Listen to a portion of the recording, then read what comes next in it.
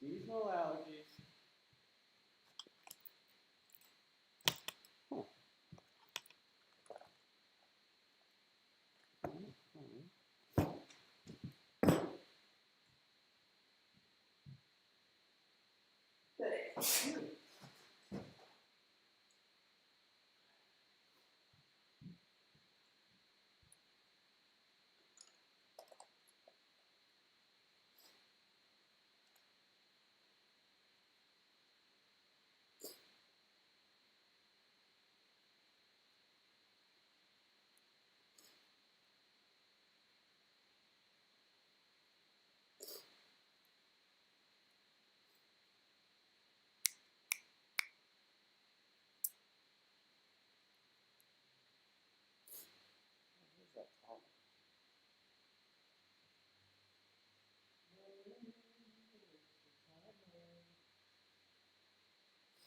Oh, that's where it is.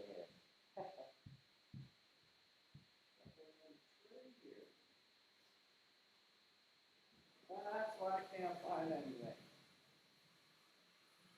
Oh, it's over here.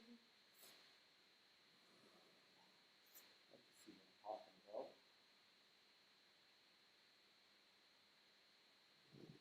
That's what I was missing. Constantly looking for this. My favorite eraser. I should just buy 10 of these things and have them everywhere.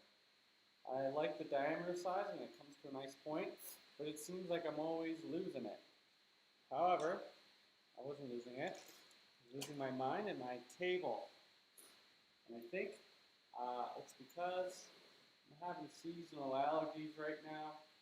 And, you know, when you feel stuffed up, you really don't have the focus. But once we get drawn, it'll come back. That's always a nice thing to do. I'm just going to zoom into this before the descriptor, just so people who are joining in know what's going on. And you see the pencils I'm going to be using today. These are brand new to me. So in 5 minutes, we will begin the drawing. I'll set a timer.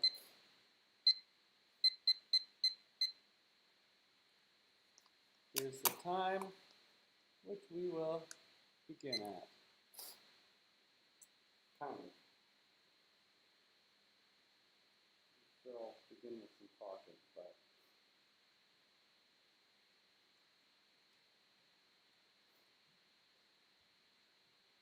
but first, let's sharpen some of these generals layout pencils. I'm not sure if I'm in the way here. Not really. Let's go in front of this thing. Let's make it more picturesque. This is a filming situation after all.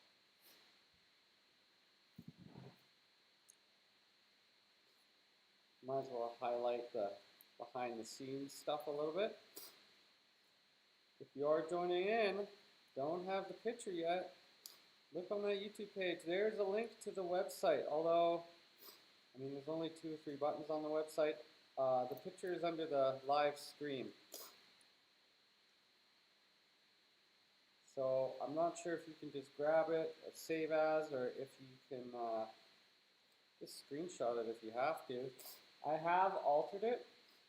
I have increased the contrast and the highlight a little bit because it might be hard for some to see that it is actually it's so softly lit. It's a little bit hard to understand what's light, what is dark. You'd be surprised how much dark there is. The legs are in the light. The whole torso is quite dark. But we'll play with that a little bit and talk about it throughout the video here. Hopefully you can hear me. I've got a new little sound system going on here because I can hear my computer screaming away with all these plugs plugged into it. And so I don't think the audio is as good as it can be. The next step for me is to hook up a lavalier. And then when I go on my break and have a tea, I might forget to turn it off and you might hear that too. I'm not sure if it would go that far down the hall. But for now, I've got an H5 with an X and Y pattern. I was gonna go on Amazon, buy a little breakout box. My neighbor at C-Space, Michael Dargy, he specializes in podcasts. And he offered me to borrow his, but often he's not around at nighttime. He's at home with his lovely lady having dinner. She is a frontline worker, a nurse, so he shows up here before me, which is like 7 a.m. I get up between 5:30 a.m. and 6. I like to be that early bird getting the worm, but also outside my window is a tree, and all I can hear is the horny little teenage birds whistling away. Fuck me! Fuck me! Fuck me! They start at like 3 a.m. And I like a cool breeze when I sleep, so I gotta have that window open. So I figure, you know, the early bird gets the worm, and so shall I be. Then I get to the studio before 8 o'clock, but always I see a blue motorcycle. And that is my neighbor, Michael Dargy, beating me to work every day. I'm either in my car or on my bicycle. I don't think I'm going to be able to beat him. His wife's getting up to go work at the hospital, so I think he has the advantage. Plus, there's a lot of stuff I like to do in the morning. I write morning pages, I do exercises, I have a nice ice cold shower, and I like to take my time. I need like 2 hours in the morning, and that's not even to put on my mascara. I just need that quiet time to myself. Same as at nighttime to unwind. I don't know if it's just my true Virgo nature or what, but ooh, I'm gonna go close to the mic. You hear that? I've got some exciting little announcements to make as well.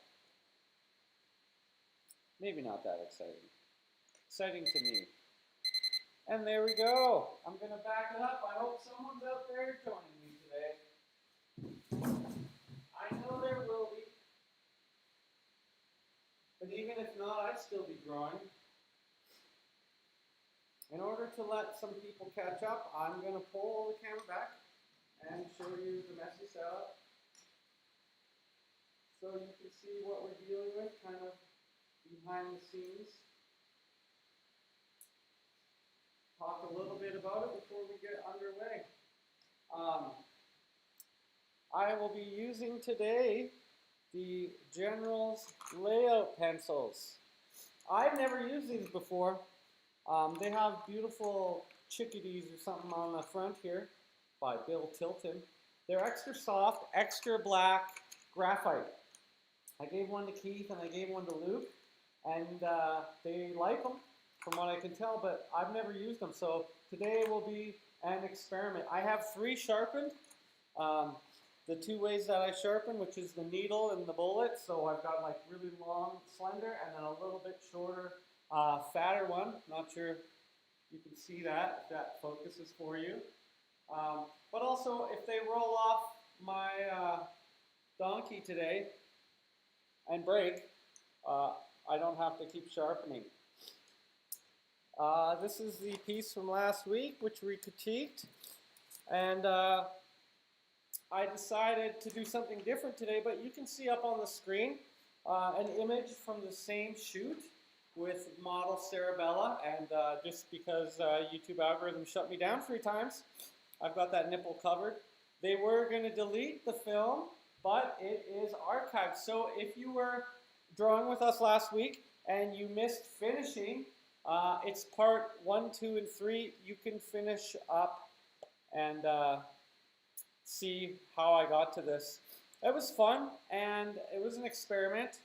And then I got a request to purchase it. And normally I don't sell these things. They're just an exercise for me. The value I get out of it is drawing for you, sharing that experience. Maybe I like to hoard them and keep them in my booklet so I can look back on them. But this particular person had posted to Facebook a comic book from 1975, all in black and white, including the cover. And I just wanted to color it. And so I said that I would trade him this rare printing of this comic book for this piece. So this will be disappearing and winding up in someone's house very soon. Whoa! Okay, so she's horizontal and looks kind of like a little mermaid or something. I may, at break time, when showing how to do the shadow and light pattern, do a little screenshot with some Photoshop to show you how you can alter with the technology the way you're seeing to teach you better to understand the forms of light and dark. You know, if you're doing self-study, these things help because we don't have an art school open right now for you to come down to. And it looks like it's going to be a little while longer until I can open. I think stage 2 is June 19th. And C-Space has cordoned off areas for people to stand. They've removed all the public furniture because they can't disinfect the fabric. One staircase goes up, one even longer coming down, and one is going nowhere for show. And if you're a theater nerd, you would know that's from Fiddler on the Roof. So we're going to start with the Pontamoro timing. 25 minutes, Pontamoro, Italian for tomato, so I guess that's how long it takes to cook a tomato sauce. I've switched to this timing because of a book I read, Limitless. Fantastic book. I don't work for this guy. I'm in a book club, and it talks about how the human mind is best focused for 25 minutes, and after that you need to take a little break. We were doing 20 minutes before, but 25 minutes is the ultimate. So we're going to get used to that timing, and that way everything kind of falls on the half hour. That is if we started exactly at 6 o'clock. It's 6:06 now, so it'll be a little bit off. I'm going to be changing the angle throughout because one of my following people says they really enjoy that. But with the lay-in, I'm going to start fairly close so that you guys can see, I don't know how I go about it, my thought process. Hopefully you've had a chance to either bring the image up on your laptop or your tablet or print it out so that you have a hard copy if you're going to follow along. If not, you can follow slightly behind. Now give a nice rub. Just like a lady, you've got to get your paper in the mood. So 25 minutes, and hopefully, if you guys are out there watching, you can text me if you have my number or leave messages in the YouTube if there are any problems, because I'm going to be so focused on drawing, I don't see it. And in the past, I had a little help. I had someone text me every 5 minutes and tell me what was going on. I might miss something like it shutting down. So let's get on with the show. A little bit of night coffee. I think also next week I might figure out how to, I'm just going to move it just a little bit more. Just a little bit more, just so you don't see my shoulder so much. Okay, I think we're good. Let's get this show on the road. Time's ticking anyhow. Look at your model and imagine a crosshair breaking up and sectioning up the surface you're working on. Why would I have this vertical if the body is horizontal? So take a while to look and study. I'm going to take some measurements and figure out where the halfway kind of is. Now, these pencils are quite soft. Her hip is lower than the halfway line. When I take a measure, it goes up to her eyes. So if I measure her head, I've got about 2 to get down. So I'm going to place Sarah about here. So it's not a crosshair maybe in the middle. I want to use the structure of her body a lot more. So I know that her head's got to be about this big in my particular drawing. So that's where I'm going to start. Her ear drops to her wrist. And so in order to get her to fit, I will move this over a little bit more. And also, if it's not perfect, right, we have the eraser. So I have not drawn since Friday of last week. I've been doing a lot of other things. I am taking full-time studies right now, and there's no rest for the wicked, as we say. So, Bunny's keeping busy while he can't be open. Getting myself educated so that, you know, I learned I'm not an essential worker and I'm hemorrhaging a little bit of money right now. So why not use this time to be a student and educate myself further? It's nice being the student, but man, it's a lot of work. I tell you, I think I bit off more than I could chew. I have always been interested in a few odd things. Finance is one. I have gone to a type of business school twice. I did Myers North Penny self-employment program when I owned my tea company. That was quite helpful in operating. Plus I had staff. And the money that I made after, I had this tea company for 8 years, I think. And at the end, I took the profit and I transitioned into having this atelier. I used the money from the tea company to fund building the furniture. Wow, her neck pit is quite low in this. Her shoulders are going up. So I did spend quite a bit of time just blocking in this head shape. And the reason is I am going to be drawing more graphically today in the first 2 or 3 sessions, because one of the classes I'm taking is about that, and I want to work on structuring in my anatomy. I was quite painterly last week, which is fun, but what I really want to do is continue working on my skills here, but I also would like, oh wow, to draw more like Henry Yan.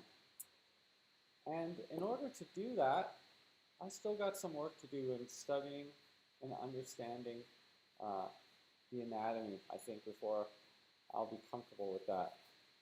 Okay, big shapes. I'm also I'm auditing a course through Watts Atelier on Bridgman. I think you gotta work on your Bridgman a few times a year, once or twice at least.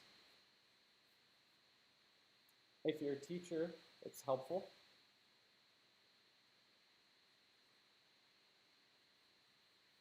Okay. So I'm doing it. I'm auditing it, and they have classes that are like, to audits, you don't get to hand anything in or get critiqued. Basically, you're paying for videos. But the videos are quite good. So right where her ear is straight down is where the wrist is going to land. And so I'm just taking a measurement. It's 3 heads down from her chin. So 1, 2, 3. And where I put that little mark with my hand already happens to be where it lands.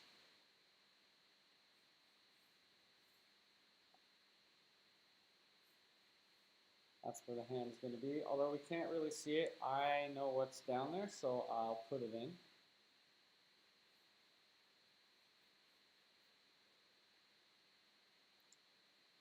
Sarah has a little head, in actuality. which makes it really nice to draw her because she ends up being closer to 8 heads, you know, the heroic male kind of measurements. Not quite, but closer. So you can use your Loomis theory in her case. One head down, that's where the arm's emanating from. And straight down is where the elbow is. So I can take my pencil, hold it up to the model, so from her shoulder down, and then I know where the arm goes. Whoa. Because I have a vertical alignment using like a crosshair.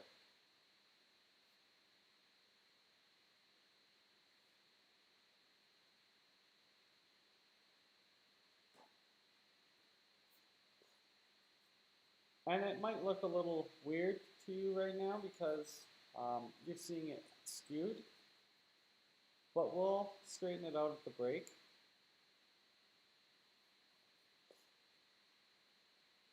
Now I'm just going to sculpt it out.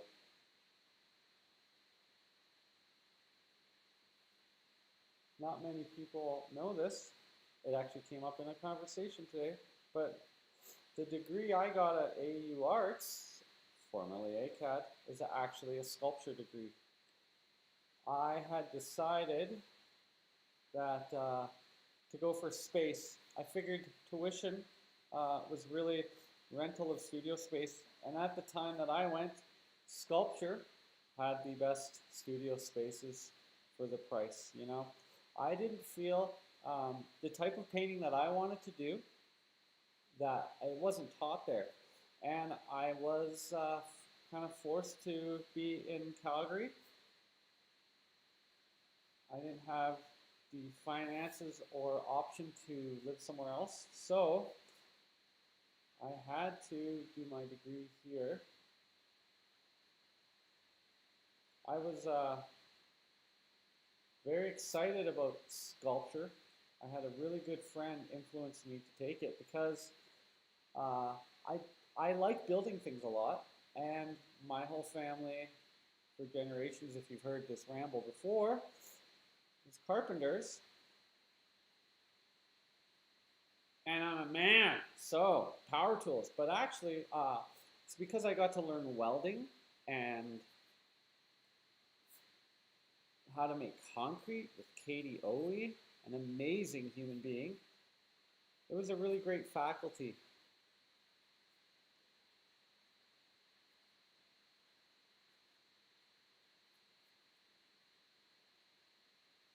So her body, the travel's almost straight, almost straight. I'm going to take a measurement of the head on the model up here, and from here I'm going to turn the measurement sideways and figure out where those feet end up. I'm guessing around here where this mark is. So I just want to take a measure to ensure that. So 1 to the hip, 2 to the trochanter, 3 to the knee. So if I go 1, that's where her hip is. 2, I'm elongating them a little bit because it looks nicer. So that's where it dives down. 3, this is where the knee is going to be. And then, yeah, look at that. That foot lines up with this shoulder horizontally. So maybe you're starting to get, if you're watching me, sorry, talking and drawing is not a regular skill, I swear. You're starting to see inside the mind a little bit and understand some of the tricks that we employ to get ourselves there. Big, simple shapes at first. I like to be angular, even with a female body. So straight across from here, the leg starts tapering. It goes up at an angle. This is the side of her hip in this case, and then it tapers down a little bit. So you saw I built a box essentially. And within that box, I'll be able to carve out areas and maybe use more curves, following the curves through, how those rhythms shoot across the body, you know, like this. Think about these big, long lines. All right. The feet, for example, are a wedge. So I'll draw them like that. The leg, I can draw kind of like a cylinder or two. Sorry, I'll move that up for you guys. Also, if I measure that foot, it should be the same length as the head, which it is. So just get some structures.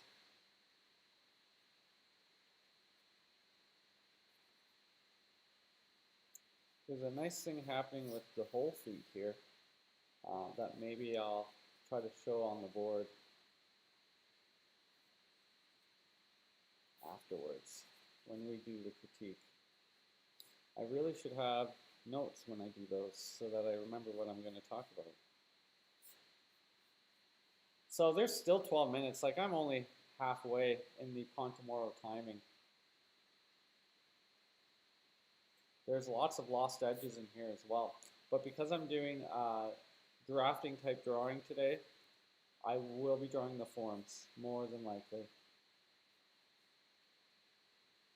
Okay. Put that up a little bit more.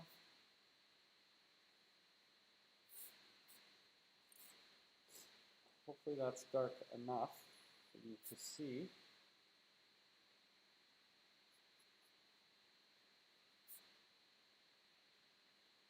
This and this run parallel, as if like that.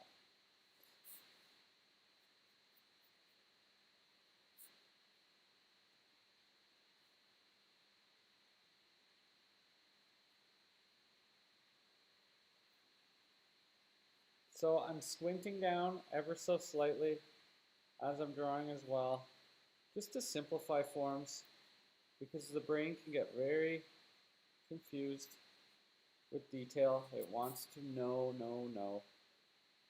The brain is actually a deletion device.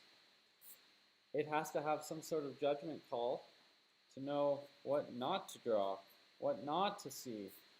You know, when you're driving and you're texting, yes, I know you do it, but you've gotten so good at knowing what is the important information.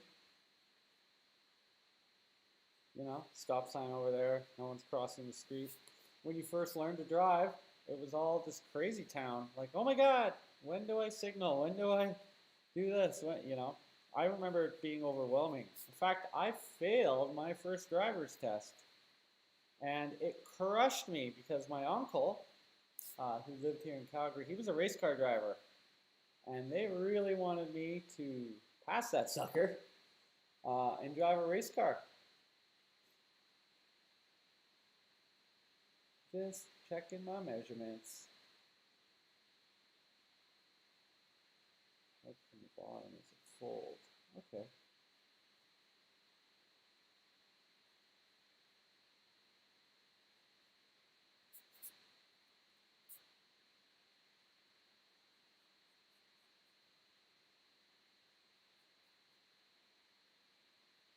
I'm looking at this negative space here.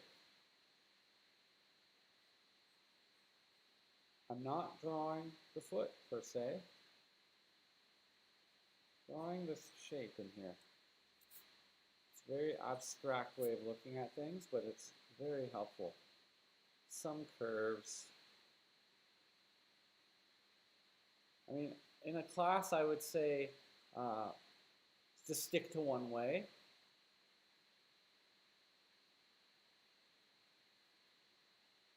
But I'm having to use many ways in these demonstrations. I don't only draw one way. Depends how I'm feeling too. And I am feeling stuffed up. Really, really stuffed up. My roommate is doing renovations on the house. and found black mold in the bathroom. And I think that's in part what's going on here, because I've been sneezing since it was discovered, and it's not psychosomatic. That or it's serious seasonal allergies. Okay. So that's a little bit different. Using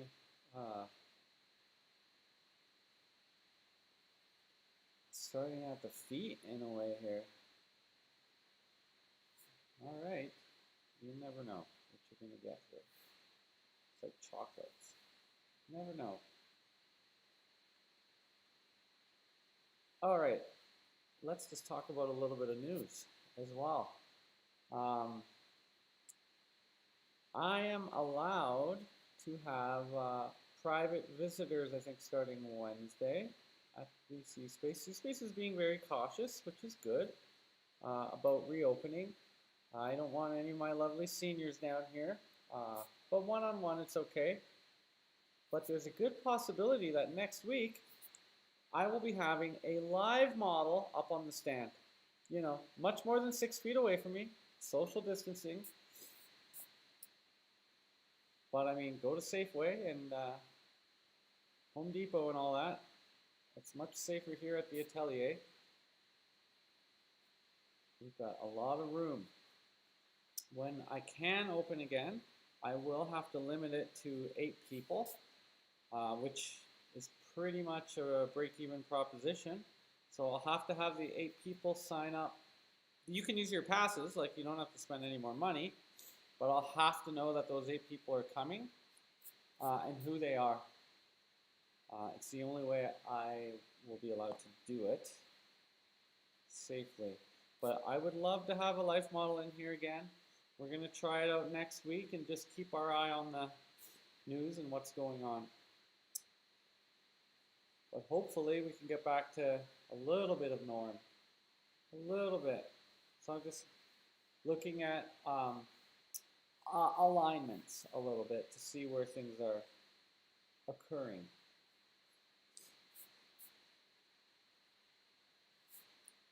And I'm going backwards today. Whatever, whichever way works. There's kind of a rhythm that comes here.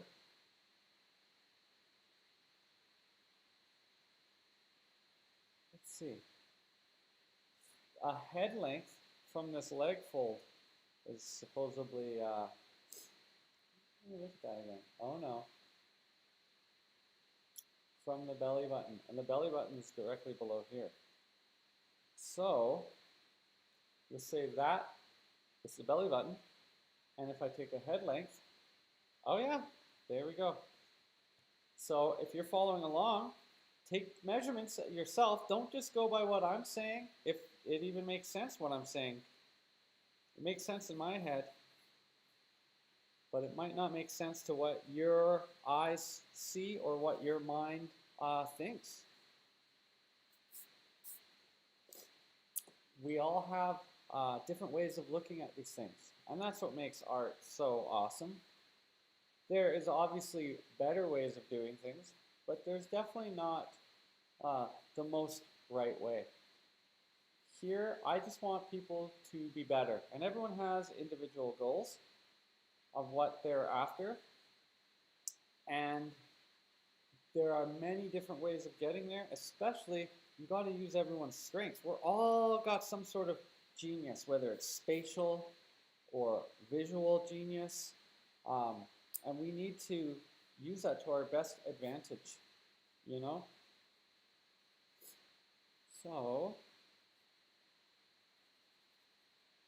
you'll also notice this picture, there's no offending things to get the YouTube shut down, which is preferable. I have some other images of other models, and I even have some that I purchased that we might use in future sessions, but also I might just take a little loan to myself and book in some models, but we'll probably have a live one next week. if all works out. And hopefully have one or two friends come by and join the session.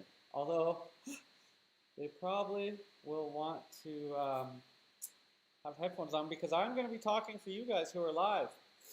But there are two artists out there I know who will want to come and draw from life, who I haven't seen since this crazy pandemic started, and this big studio feels very naked without them. If we could be discreet, maybe things could open up. But I definitely, the way this world is going, I don't want to lose my business over it. I like this place far too much.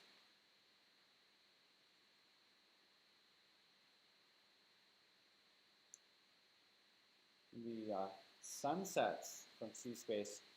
And also, I've been riding my bike, which is always a happy time for me. And from this location, I get to bomb a hill so fast. I think it's called Premier Way or Prospect Ave. It's in Mount Royal, where all the wealthy people live. And there's such beautiful houses down there. In fact, the Art Castle is down there, where Riva and Des are. I passed that on my way. But man, that hill is steep, and I go so fast, which is good at nighttime when you're tired, especially because I'll be done this late. Not as late as the nights usually are, and I will want to go home and rest. So the way home is downhill. The way here is brutal. Uphill the whole way. So it has its ups and downs, literally.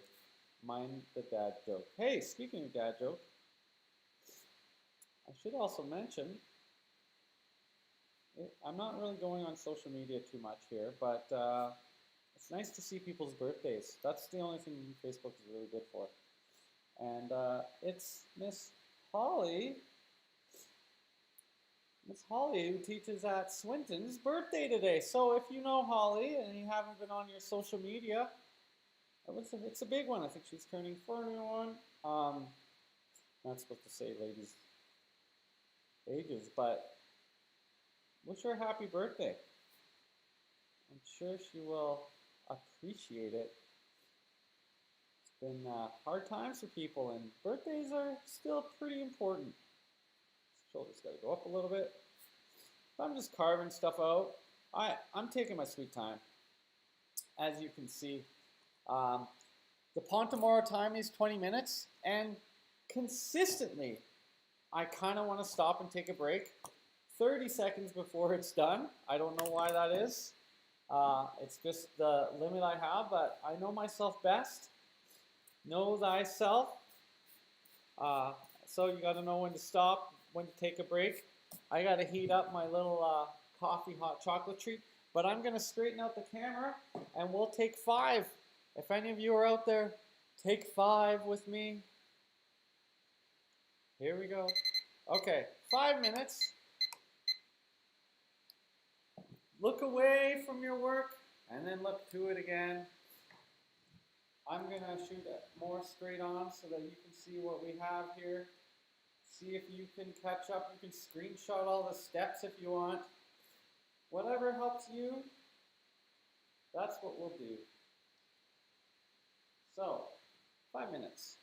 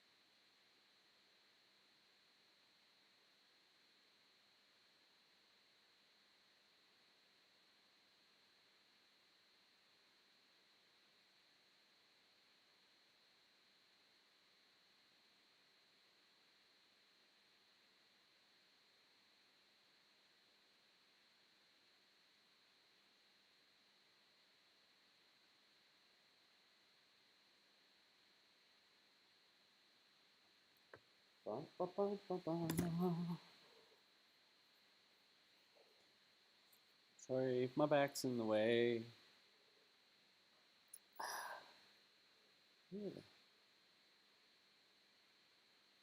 There you are. Okay. History. So for history. Don't worry, there's nothing incriminating on my history. A lot of nerdy stuff. Come on, face crack. I've been on it for a while, so.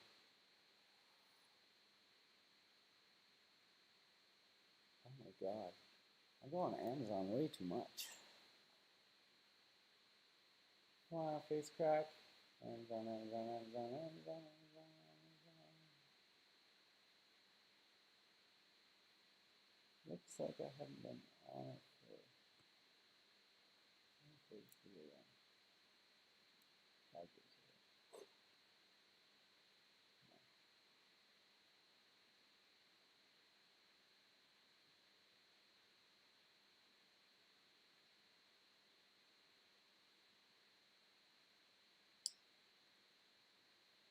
My time's a ticking. Let me just put this up. For some reason, I always forget, but Facebook doesn't. It puts things up not publicly when you post from Instagram. Okay. 2 minutes. Need some coconut milk too. Ow! What is this?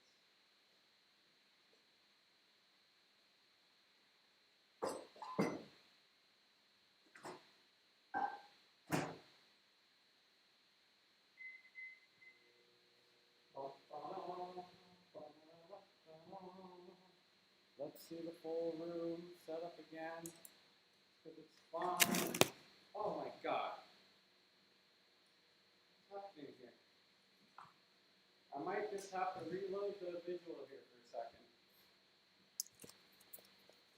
Come on. That's weird. Let's see. It froze out. Remote shooting. Live shoot. Oh. Lickety split does the trick. Sometimes it follows focus.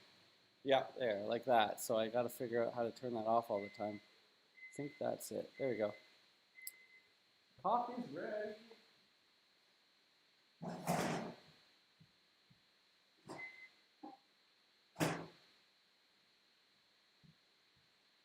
Seconds.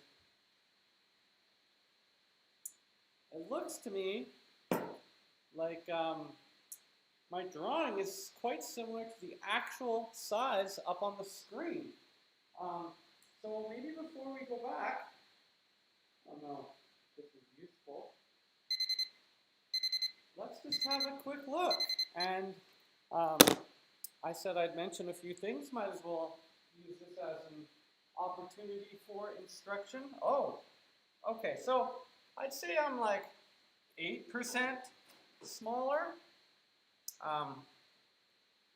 Man, that is close. I am drawing nearly the same size as I'm seeing.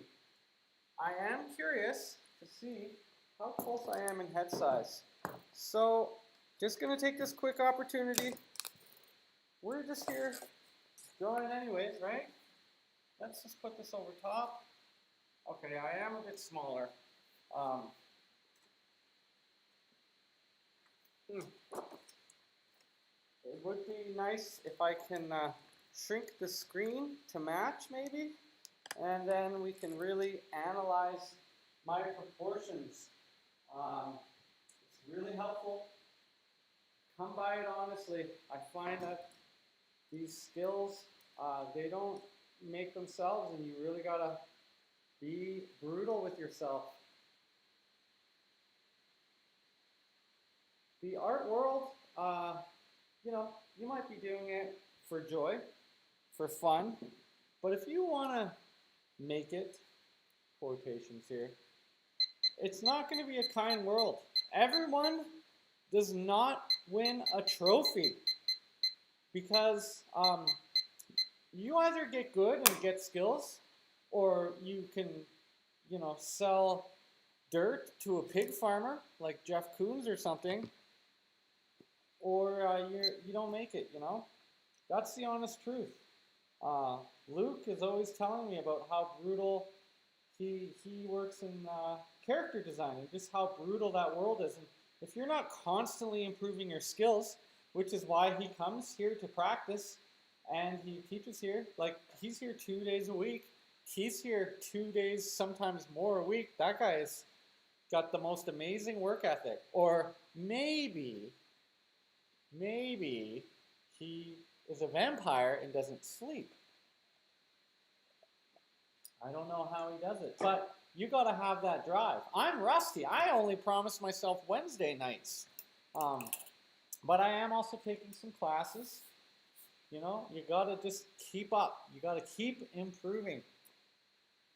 Okay, enough of that talk. I don't want to scare anyone away. We're not all trying to be famous artists, right? That's the last thing I would want. Because I feel like following the trend, whatever's popular. When I went to art school, there was like the popular kids. It was like high school. Where are they now? Where are they now? They don't have ateliers. I had to go to other places to find what I wanted to learn or to teach myself. It wasn't available to me under the normal ways. I think who really trailblazed this in Calgary was our very own Martino. And Martino right now has classes. I can't remember what that atelier is called. But if you want to learn the Barg method, he teaches in Italy at the Angel Academy, and he has classes here this summer because no traveling. So I recommend, if you're interested in that, go to the source. Tell that man that I told you so. I traveled to Italy with Martino, and also when I was studying at Belas Artes in Portugal, which is their big art school in Lisbon. I did a residency there, and I was studying the old plaster cast and the master drawings. And the coolest thing, oh my God, this pencil just broke. Just like I said earlier, they are soft. These are very, very soft. But they're nice because they're soft, right? You can soften things out quite well. Back to the Portugal thing, which is where my ancestors are from. My father was born in Lisbon. And I kind of went back to find out about myself, but I got a residency there. And Lisbon, it's a port city. And what happened when the ateliers closed? I think late 1800s, up until like the 60s when art schools became very contemporized. I don't know if that's a word. They were shipped all the plaster cast. And so they had a cavern underneath the school of all these plaster casts. In fact, I had, right outside my room, the Belvedere torso, which is what inspired Michelangelo, like a full-size cast of it. Downstairs, when you walked into the school, they had all this security there, and the security didn't speak English, and I didn't speak Portuguese, so we were communicating in French the whole time, so not everything got across as it should have. But right inside the door was the Venus de Milo, full-size cast. And so I met they were doing their doctorates on the preservation of these plasters. And they were also in charge of the historical atelier works when they did their master drawings. And I had brought my camera, which got stolen. I photographed everything, but I put on the white gloves, and they let me handle the drawings and study them from the 1800s. Now, what was really cool about that was, you know, when you see the bark drawings in books and or even online, you don't really get a sense of how velvety the treatment is in the drawing, right? Because what you're seeing is a print of a lithograph, and it doesn't, you know, to see the workmanship. And also what was really cool is on the drawings, the teacher would have written their grade or their mark, and I could differentiate between what was higher, what was lower from the marks, and how the students did, how they tackled the master drawings. Very, very informative experience. Anyways, back to Martino. He is also half Portuguese like me, and he was out there. He's got a place in a place called Apuia, which is the most top northeast point north of Porto. And I got to go stay with Martino. He has a beautiful studio there, and attached to the house is like a bar and a pizzeria, and they have this procession, which is these little, like, you know, people carry them, floats of Christianity from like the 1500s, and a big festival there, which I always feel like festivals like that, religious or not, they're really like, they have like beauty queens and things. They're really about spreading the seed. You know, they're small rural communities, and so you know, you got to have a little competition so that men can choose, you know, future wives or whatever. It's a very strange situation for sure. But the people were so nice, and the food was so amazing, and I fell in love with the donkey. But that's another story. It's another story. I got to find my grandparents, who I hadn't seen since I was a young boy. I got to, I looked on Google Maps, and there was a log cabin. And I knew, like, my grandma was into Lady Fatima. And so I knew kind of the general area that they lived. And there was this log cabin on Google Earth, and I knew my grandfather was a carpenter, and who in their right mind would build a log cabin in Portugal? That's like the worst type of house to build. It would be so hot. I guess he imported the wood from Brazil. Anyways, he built a Canadian-style log cabin, and I could see it on this Google map, and I'm like, that's got to be it. And then I zoomed in the map, and it said Batista Street. And the streets obviously are family names. That was my grandmother and her sister's name.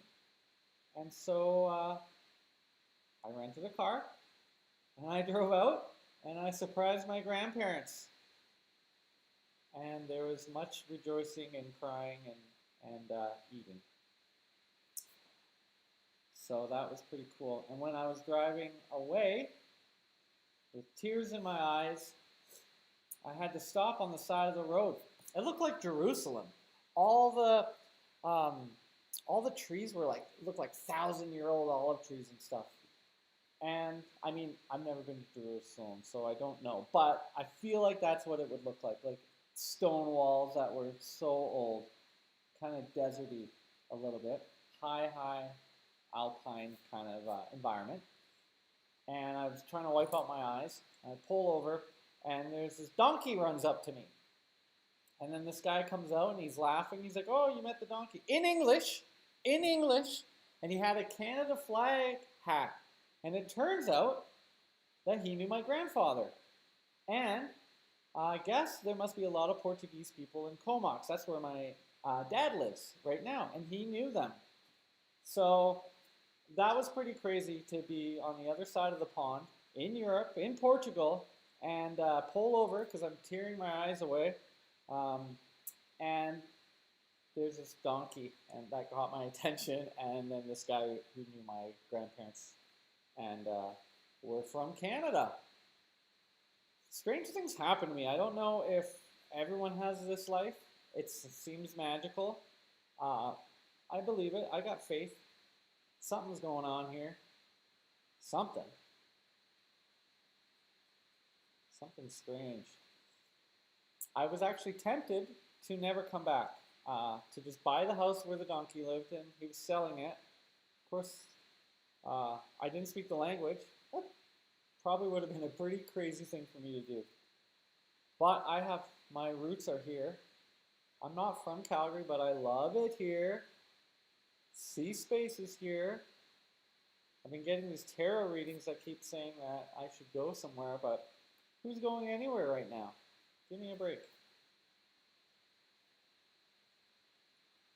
Not very scientific. So I'm trying to just darken areas. Hopefully you guys will see them better. I'm not, 15 minutes, I'm not going to, I'm just drawing structural stuff. In the next session, I will block in the light and dark shadows. What I really want to do is go up on the screen, do some funky Photoshop stuff so that you guys can see at home what I can see with the assistance of the computer, because if I just tell you to squint down, you're not going to see it as clearly until you have really trained your eye to do so. Because when I photographed this, it was a nice summer day like this, I believe. I actually have no idea. It's soft light, probably from the Reef of Softbox. And so it is very difficult to discern the values in this particular piece. Because she's softly lit, it's gradual. But we want to understand these forms. And so we're going to do what we can to help ourselves out. Let's see here. I'm going to start drawing a little bit of features in here as well.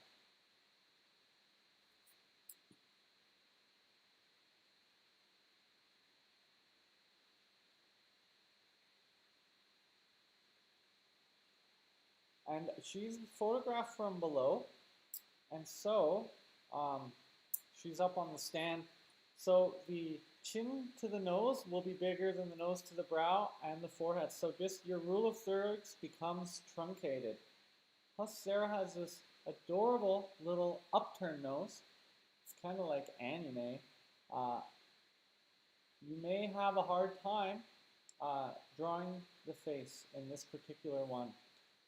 The angle of the brow, and then the angle of the nostrils, and then the angle of the chin. You have to think perspective. They're not totally in perfect alignment. Like the mouth is not as diagonal as the head. So just be sure you're aware of that.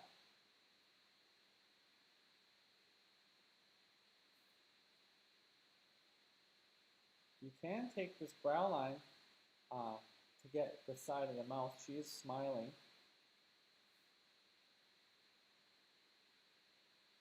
So that gives us a little bit more open shape here.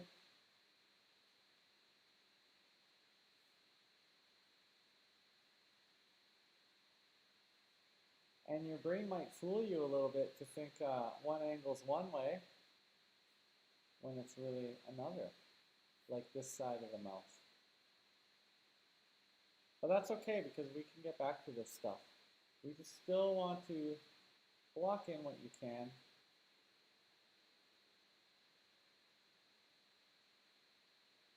From the brow straight down, it's this nostril. So I had that guiding line before. So I want to remain consistent. Might have made put her mouth a little too far down and her nose a little too far down.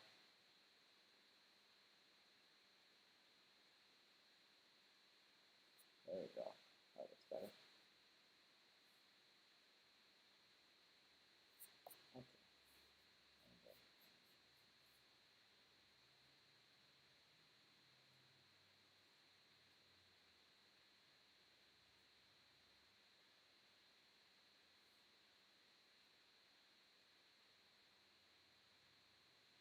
So the eye is halfway from the top of the head to the mouth in this case. So just make sure you're measuring from the nostril back, same angle as the eye. That you'll find your tear duct.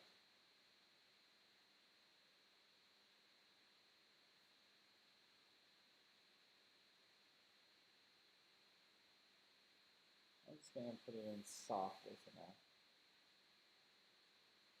Just softly. That way we kind of see what's going on here. And that massive hair.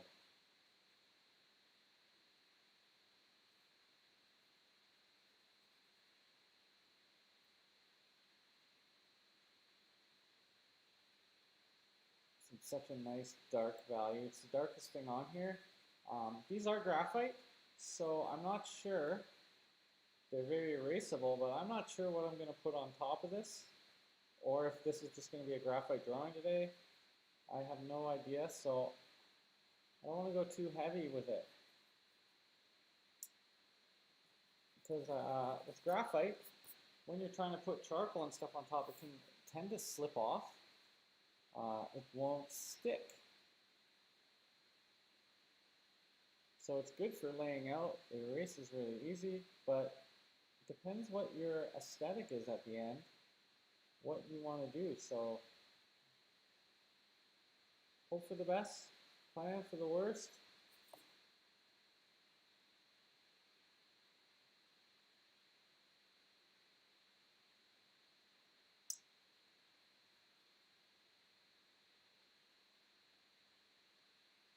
We'll get this neck bit more defined. The sternocleidomastoid below that ear, going up to here. And you can see it quite clearly in this. There's a little divot where the other one attaches, the other side, and this is all in shadow. We'll get to the shadow shapes next. Clavicle. It does curve. The other thing is I have this trap going up, and Sarah is very, very built. However, it's better on a female to curve convex versus concave, whichever one is the right one. It looks more feminine. So we're going to cheat that a little bit.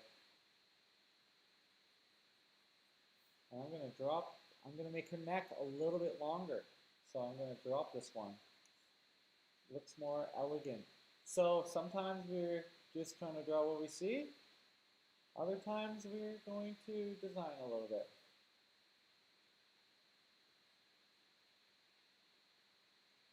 I do like to elongate the neck even in males. Especially if there's like a nice twisting pose. I think it looks really good. That's just me. You don't have to follow along with that. That's just an aesthetic choice.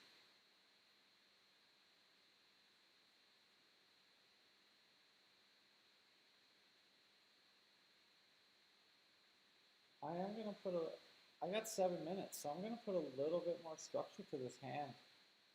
I don't want to overdo it with the hands ever, because they can be very distracting. You start staring at those hands if you put too much detail. I'm not sure what I'm going to make the focus yet. We'll let that develop. Could be this area. I don't know. Could be here. Could just be the face, because we've got a very nice face here. The feet are blurry. They're less important. I don't want to show all the tendons and veins and things, so I'll just do some simplistic shapes there most likely.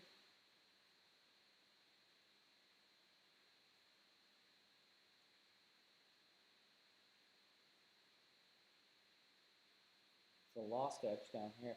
And I actually believe the forearm, it being the closest thing, can use more mass. It can be wider. I've got it awfully thin here. It's the opposite of what I do with the legs. I'm always making the legs too thick, the arms too thin probably. Find out, know thyself. Find out what your habits are.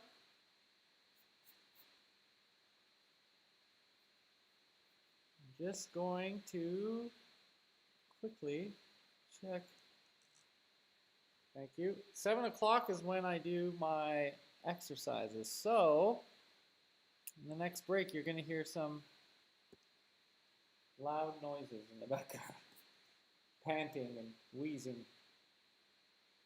I have been doing exercises at 7, 1, and 7 again every day. And only like 2 minutes, because there was a scientific study that found that those were the best times to get the most advantage out of your exercise. Now, I guess it depends when you wake up.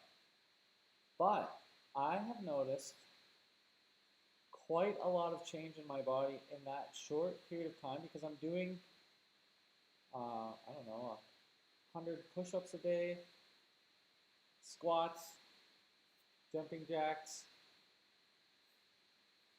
sit-ups. I really feel great after that little exercise. It sucks when you're doing it. That's why I do it right at 7 too, because right after or before my cold shower, I can't think. And I don't know, I feel like it's having a positive effect, at least on my attitude. I really miss going to martial arts, so I got to keep it up, because I don't want to get my butt kicked when the school opens again in, I'm going to say September, just to be safe. It's bad enough that in jiu-jitsu schools, ringworm, you're constantly wrestling and getting sweaty with someone. So I don't foresee it being something that's very quick to open until we pass this phase.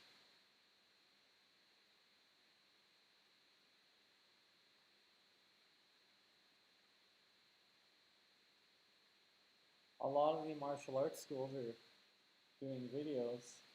Problem with the martial arts that I train in, you can't really do it by yourself.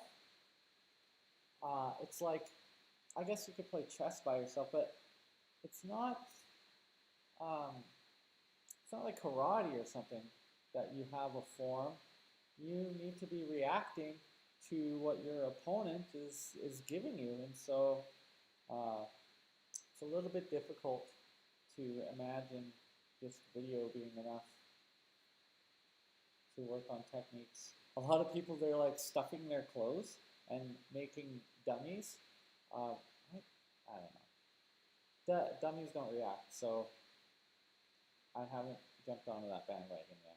Okay, there's some crazy, crazy structure of a hand. I don't know if you can see that, but that's a lot of detail. That's a lot of small angles, which you don't see anywhere else, and it starts to steal your eye away. And that's kind of what I want to be cautious about. There's a bracelet here. I use the square angle to represent the ulna, and then the flat top, so it goes from round to square, like a turkey thigh. But I can use that to place that jewelry if I draw it. Okay. 1 minute left. In the next section, it's going to be all about shadow shapes. So before I do that, I will give you guys, if any of you are out there, I can't tell who's watching. I can't tell if my hat's in the way. I don't know. I find out after. Dave, I know you're watching and drawing along, because you keep handing in your sketches. Robin, where are your sketches? Keith, I see yours. You're never drawing the same thing as me, but I do love seeing your drawings all the time. Jeff, I will see you hopefully next week. And if anyone else is following along that I don't know about, I can't tell, please let me know. It does inspire me to know that even if you're just lonely and you want to hear my voice and my dad jokes, I do appreciate knowing. Maybe I'll do some shout outs. I don't know. I really, really like these pencils. This might become a graphite drawing, because these pencils, very nice. So that is the General's layout pencils, and they don't carry these in the art stores. I had to order these special order. 555, just buy a box of 12. Extra soft, extra black, and graphite. There's so many types of pencils that, you know, I just want to try them all. But it's nice and soft. So, 5 minutes. I'll straighten it back out so you can look. And then we'll go into shadow work. I hope this volume is working for everyone. And as well, that's centered. Gotta move this eye down. It's always good to put the further away eye lower. That's too high up. It looks weird. The further away eye should always be lower because perspective.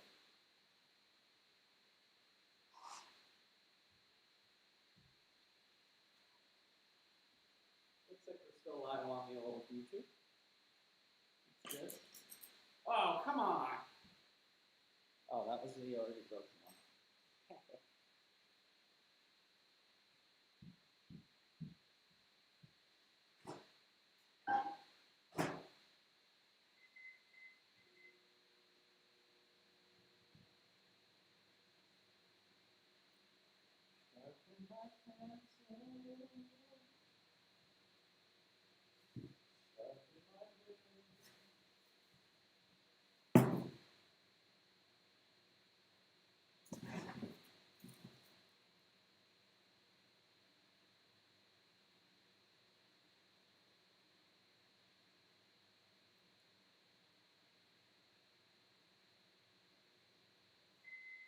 I think these ones you don't sharpen as long as I would a Conte, because they are so soft.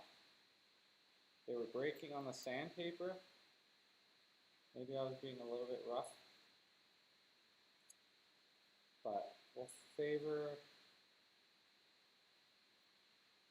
maybe 2 centimeters. Just under an inch for my aged imperial friends.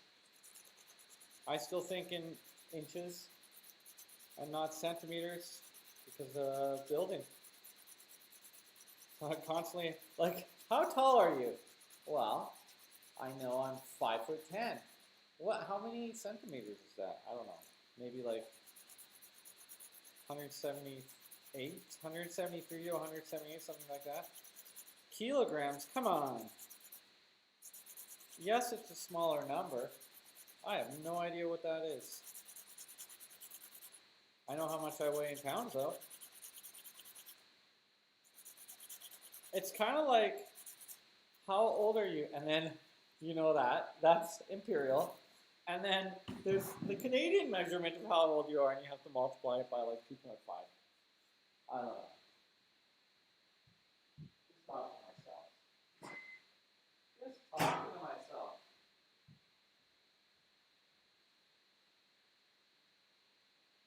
Move this eye down, bunny.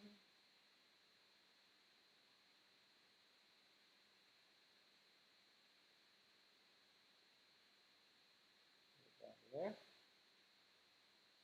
Move this one up a little bit. Make it a little bit more extreme. It's looking very cartoony, but that is what the definition of a cartoon is, like the outline.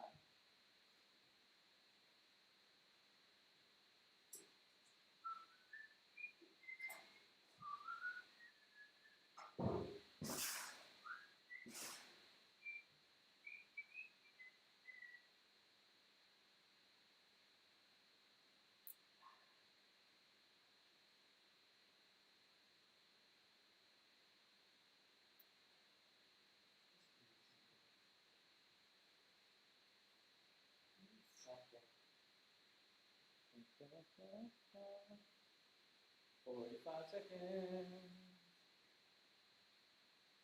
Still so early. Okay.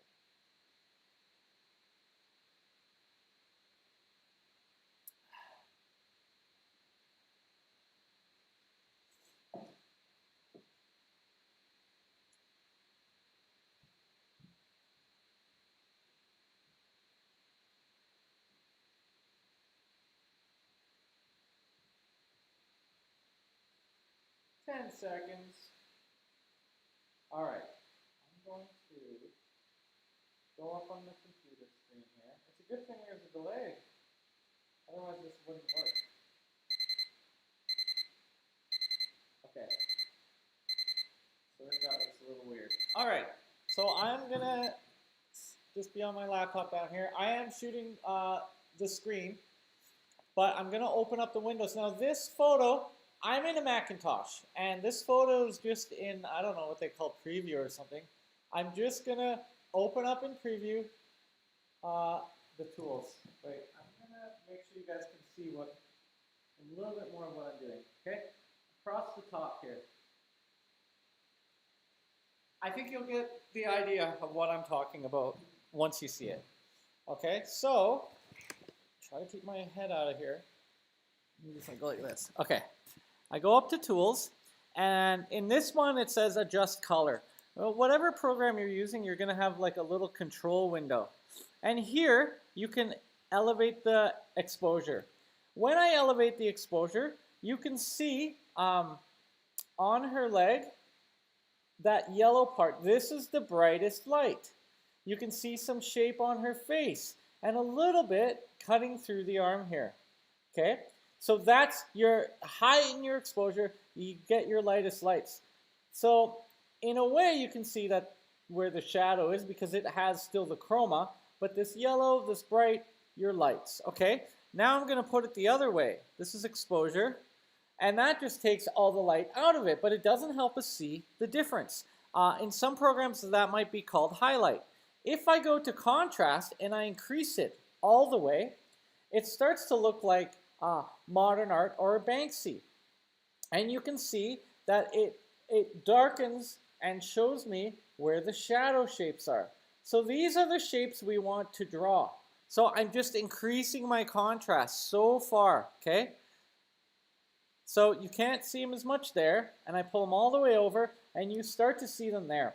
Now, the red would be your mid-tone to your lights, but you have to use the computer in multiple ways to do this. There's also something called shadows. Oh, that doesn't do anything. And highlight. In this particular program, darks, yeah, that's about all you got. You can hit the exposure to show you what the light side is, and you can put it back, and you can hit the contrast, and you can see what the dark side is. So, for this session, you're welcome to take a screenshot of this. I'll just move this out of the way. We're going to draw the bedbug line across here. And if you are really in tune and you can see on your computer, there's black, and then there's like dots of gray, okay? Well, that's because we have a soft turning edge and not a hard edge. So I want you, if you're copying this, to differentiate with your pencil what is hard, what is soft. Down here, it's soft. Look how wide that is, right? There's a hard edge here. There's hard edge here, but everything else is soft. There's even shadow shape here. So we're gonna go for drawing and mapping what's light and dark on our piece now. Then I'm going to put the drawing back.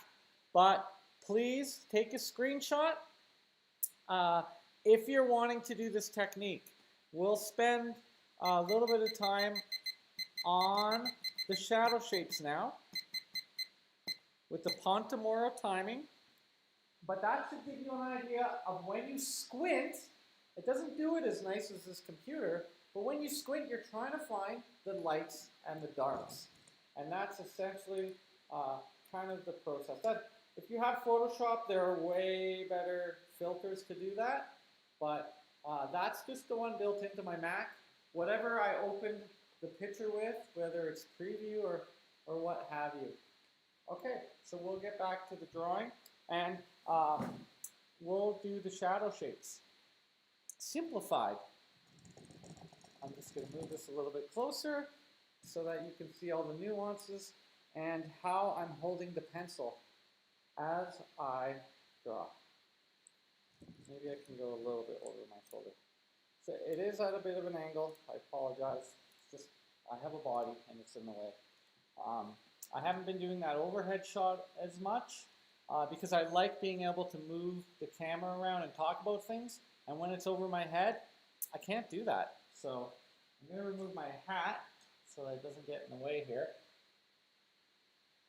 So I'm going to hold the pencil very high up, and I'm going to use articulation and my elbow to get the angles as I see fit. So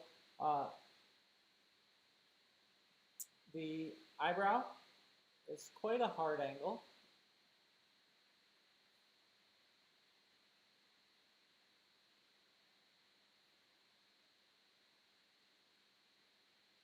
Like that. Darken it in.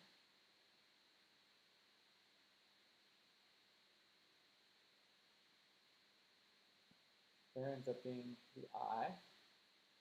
And there's a little lid there. So I'm drawing abstract shapes. I'm not thinking that's an eye. I'm just drawing what's light and what's dark now. Just draw the shapes. And all of this is dark. There is dark on this side of it. Yeah, it's hair, but they connect. They're just shapes, abstract shapes. We'll see. This will look a little bit like a cutout when we're done.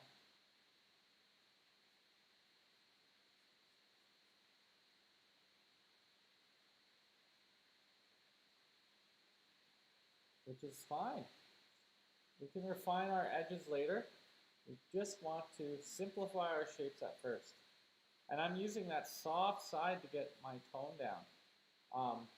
This paper is not as smooth as I would like for this material, but we can use our little smudger later. The chin, I can just square it off there.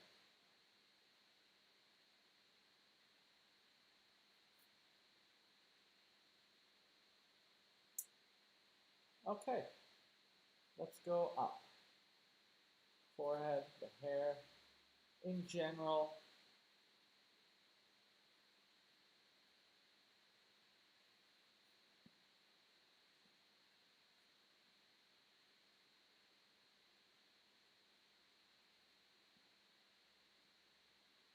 The brow coming down. And it looks like a vertical shape.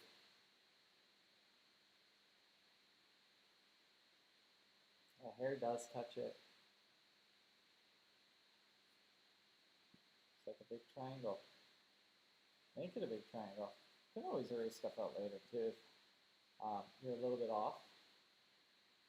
But we are really good at these abstract shapes because our brain, rather than me think, oh, I know that this is an eye, it just says, is that the shape? This is how you kind of do the bar drawings too. So, I mean, even the classical artists were thinking and seeing this way. You know what? If it's good enough for them, it's good enough for me too.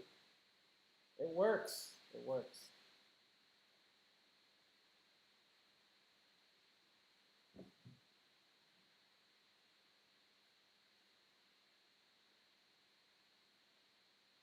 A little point on her nose. Comes up. And over. There's a cast shadow. So I can use the hard edge.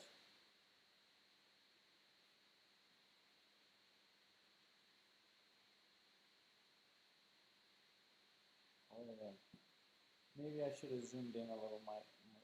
I am just focusing on the face, so let me just focus on the face for you guys. Hopefully that's helpful. There we go. Okay.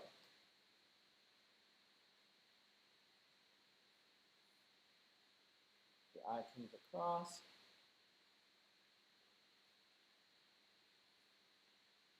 There's like a little triangle there.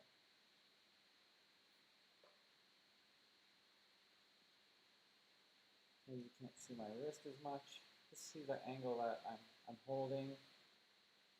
A vertical. It's actually quite a ways over. So let's move it to the side a little bit.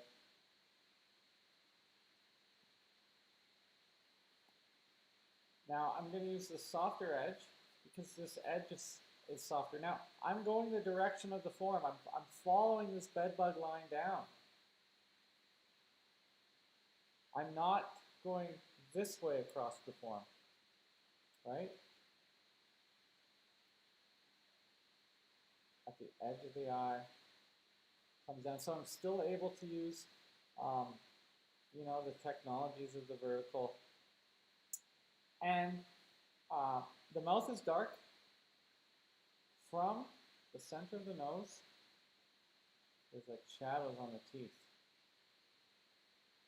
And it goes up. So all of this is dark. This is a kind of a fun way to draw. I'm going to be honest, I've never actually done this before. I just thought it might be useful for you at home because it's hard to get good critique when you're on your own. You don't know potentially what to look for. So just draw abstract. The lip goes up, dips in the middle. That middle dip lines up to this point. Over and up. So I'm not drawing a mouth, and I'm impressed by how convincing that is right now. Now we can't do this from life. Next week we're probably going back to life drawing. But we can use the tools you have. You can practice at home so that when you do come back, we can tell who's practiced. I'm going to bring this nostril up a little bit, which should be in alignment with the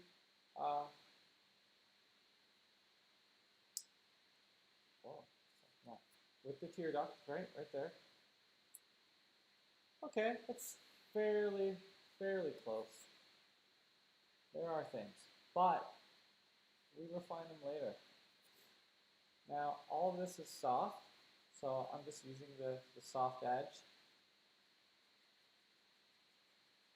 Soften it. You can rub your finger in along the edge. The paper is going to act as the other part, and then we will erase out and also use the white later on to really enhance what is light, what is dark. God, I must have said that 1,000 times in my life. No, more than that. More than that. I say it at least 3 times a day, 1,000 times a year. How about that? Okay, all of this is dark. So I'm just going to block it in quickly. I'd like to do darks to light. Even though oh my God, this pencil's so soft it broke again.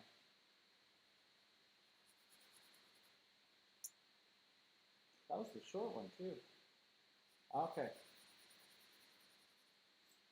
From the chin, we have this hairline, and that hairline connects to the neck shadow, which then goes down, and I've already drawn some of this structure.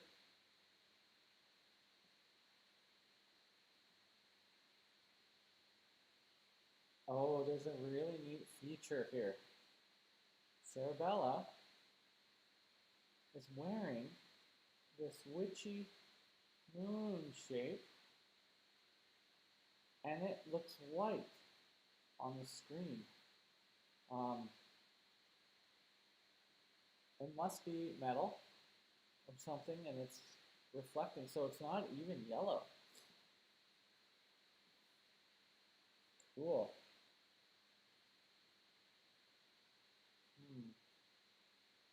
I'm going to zoom out so you guys can see a little bit more, and also quickly into the screen.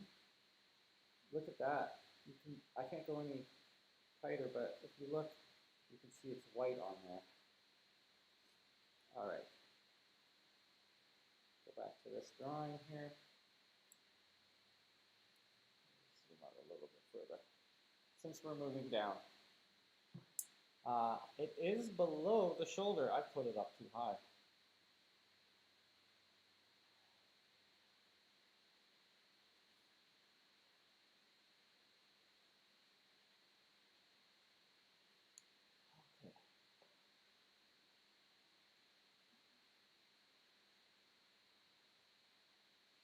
Okay, good enough.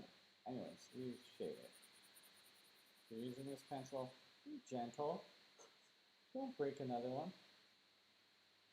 Below the chin, the hair is going. So actually I'm having to alter things. I'm seeing mistakes here.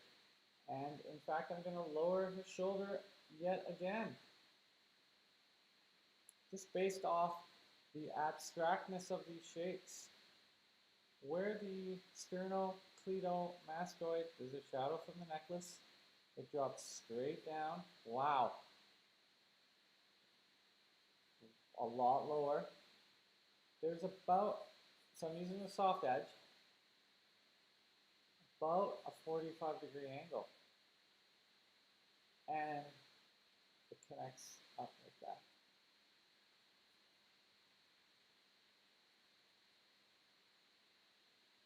The chromium process.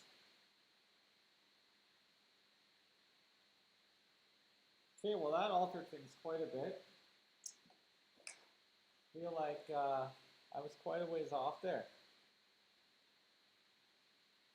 I hope I didn't alter things too much for you guys if you're doing the follow along. I'm going to make the hair a little bit wider as well. So the length of the head should be the width of the head.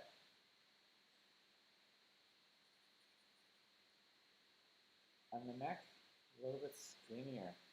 You can enhance that. If you can't make it longer, make it skinnier. Okay.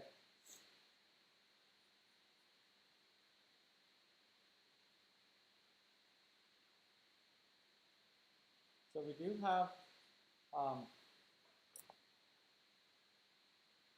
we can see this knuckle coming in. And we do have, from the fold in the finger, this is about there. If you go straight across, that's where we have this fold coming in. Down the breast, and also across where the forearm is. And this line goes straight up to where that neck is. Let me zoom out a little bit again. Need a camera person. And tilt it. Oh, God. Okay. Sorry about all the moving, guys. My camera person is off right now. Okay.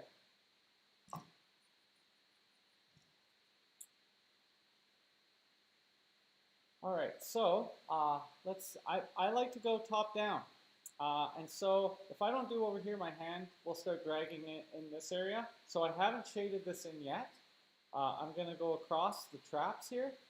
There's a little fold line, which I established with the neck already. It's like a triangle shape. So we'll put that in. There's like a little point. And then this line that I kind of already established, we'll just bring it down. And it's slightly curved. I know where the fold is because that was one of my initial measurements. And if I go straight across the fold, but following its angle, there's a rhythm, and it goes across the bicep. In fact, her bicep is very large here. I'm not surprised. Sarah is an aerialist, so she has incredible strength. My measly little push-ups and stuff that I'm doing could not hang me in the air like she does when she performs. The fold of the arm, which is a little bit to the left of that brush shadow, is a very, very hard edge. So just use the point of your pencil. Same as on this arm. Now, you can be a little bit more firm here. So firm is just a little bit in from the tip. Hard is just the tip. Because it's firm, because it's high contrast, but the arm is slightly turning. So it's not a totally hard edge. I don't know if that helps you, if that makes any sense. So where you use the pencil makes the difference. So it comes down, we have this point, and this connects to the breast shadow from about here. From about here, there's these 3 peaks, and then it connects up there. So I'm just going to shade it in.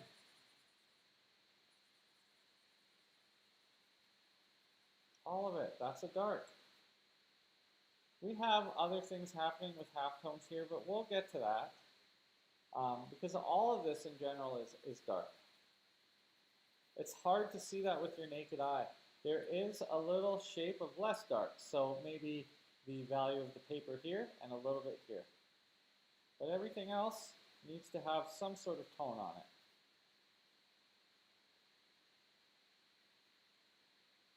And then soften the edge. You can do that with your finger, or you can pull the line over, cross contour if you need.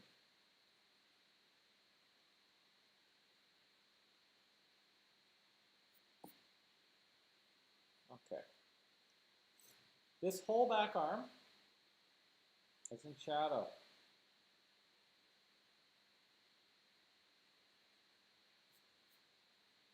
And remember, I drew that little square. From this bone, there's almost like an edge on this. Goes up a little bit there. Straight down, straight up. There's this little turn in the light. So let's capture that. Abstract. Abstract shapes. So all of this shape is dark.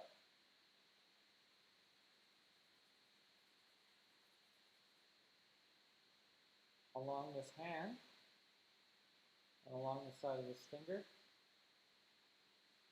from that knuckle area, it's above, it turns, it curves along that form. So we must do the same. And all of this is dark. So we'll make it dark. I'll try not to break another pencil. Abstract. So in life, hopefully in the studio here, we always have great lighting, and you can squint your eyes and find these shapes. But it's good to think of them as very, very flat at first. What is light? What is dark? Get some tone on. I'm going to make these darks darker, but I got to build it up. Got to build it up. Now, that being said, I don't want to smudge too much more right now, so I'm going to put my hand on something. And the technical term for this, at least the one that I learned, was that this is a bridge. Whoa, come on, camera. Ah! There we go. Okay, so I'm just going to work across. Now there's a lot less going on because this is the light side. Got a little bit of the arm right there. Little shadow under the arm.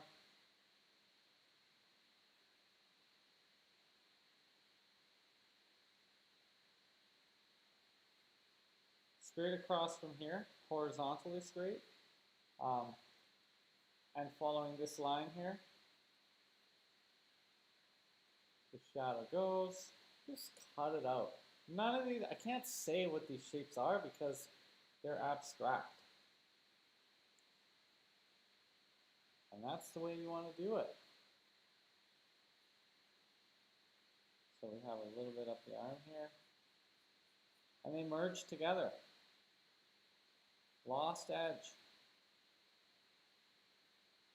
When something in front and you know there's a line there, but they just merge together.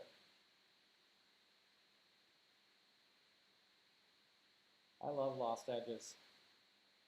They really behave how your eye sees, and you can get a lot of mileage out of them. When I went to study in Holland last year, at this exact time actually, that's what I was going for. I was going to study, in particular, Rembrandt. This is before the Night Watch got put on restoration. I got to see it before it was locked away. I was there on the last day that it was open to the public. I guess for a year it won't be, so. I had planned it that way. The Rijksmuseum is very awesome.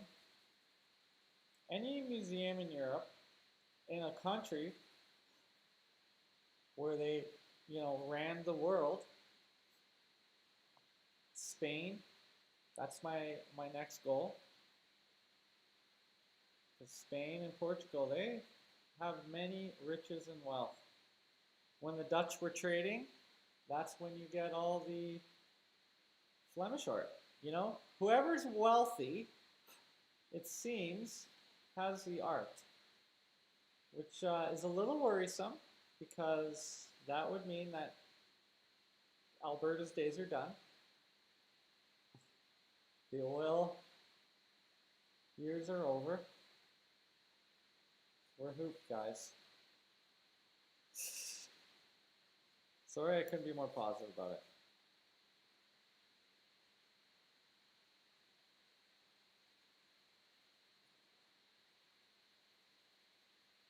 So I got about 3 minutes. I'm going to go a little bit faster. I realize the talking and the joking, cavorting is slowing me down.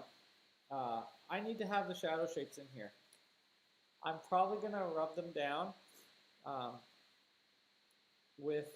so there's a little bit along the edge as this form turns away from us.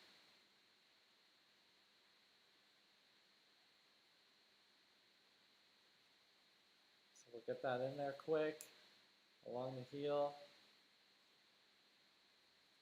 Wherever the lines are, really, okay? And there is a hard edge here. We're going to go out of this weird shadow mode.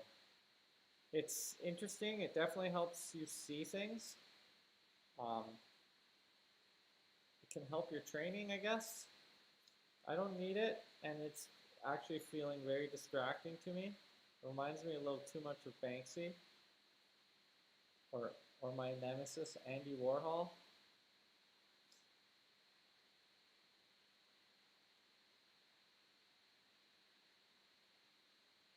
And I don't want you guys to be stuck with these, having to use tricks all the time, because that's not going to suit you well in the long term. You want to actually develop your eye and your skill for real world problems, real world from life. But this is part of the journey.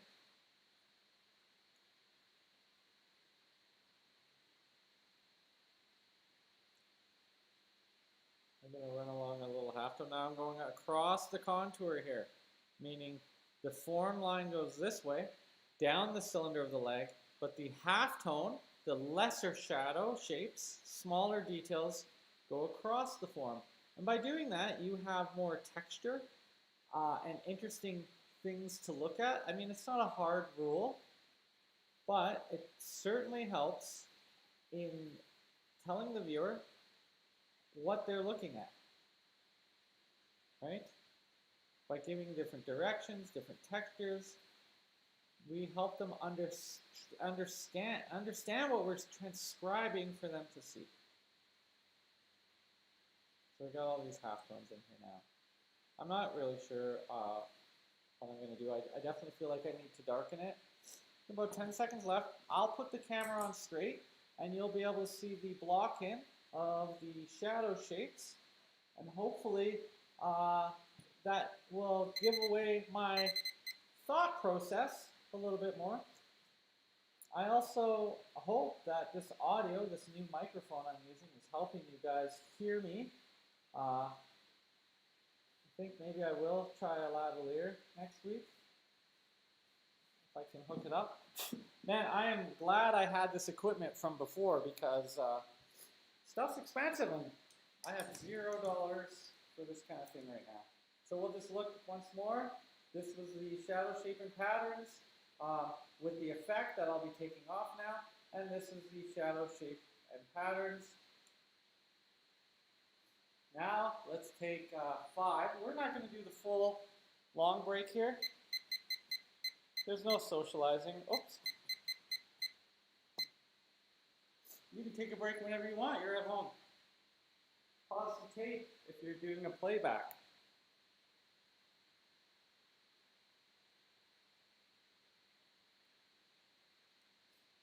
Just take a picture for the old social media.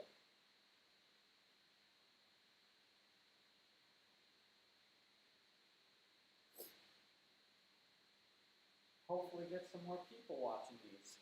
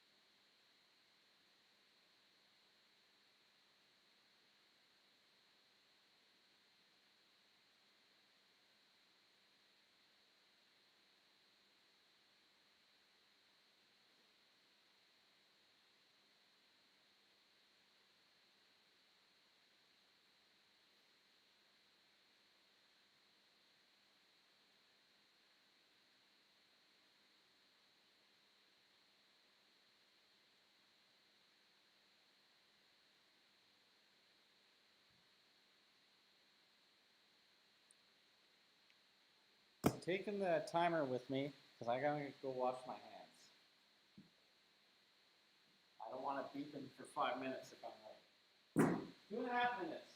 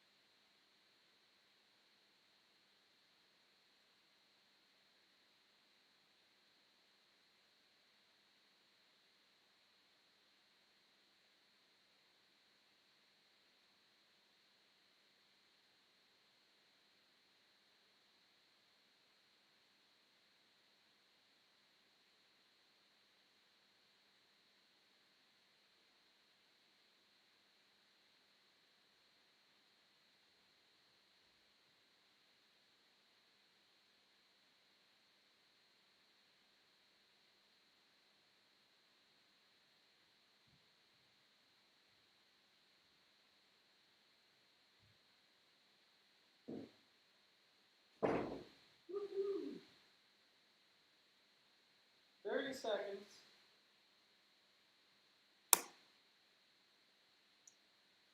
So, it's time for some grapefruit bubbly.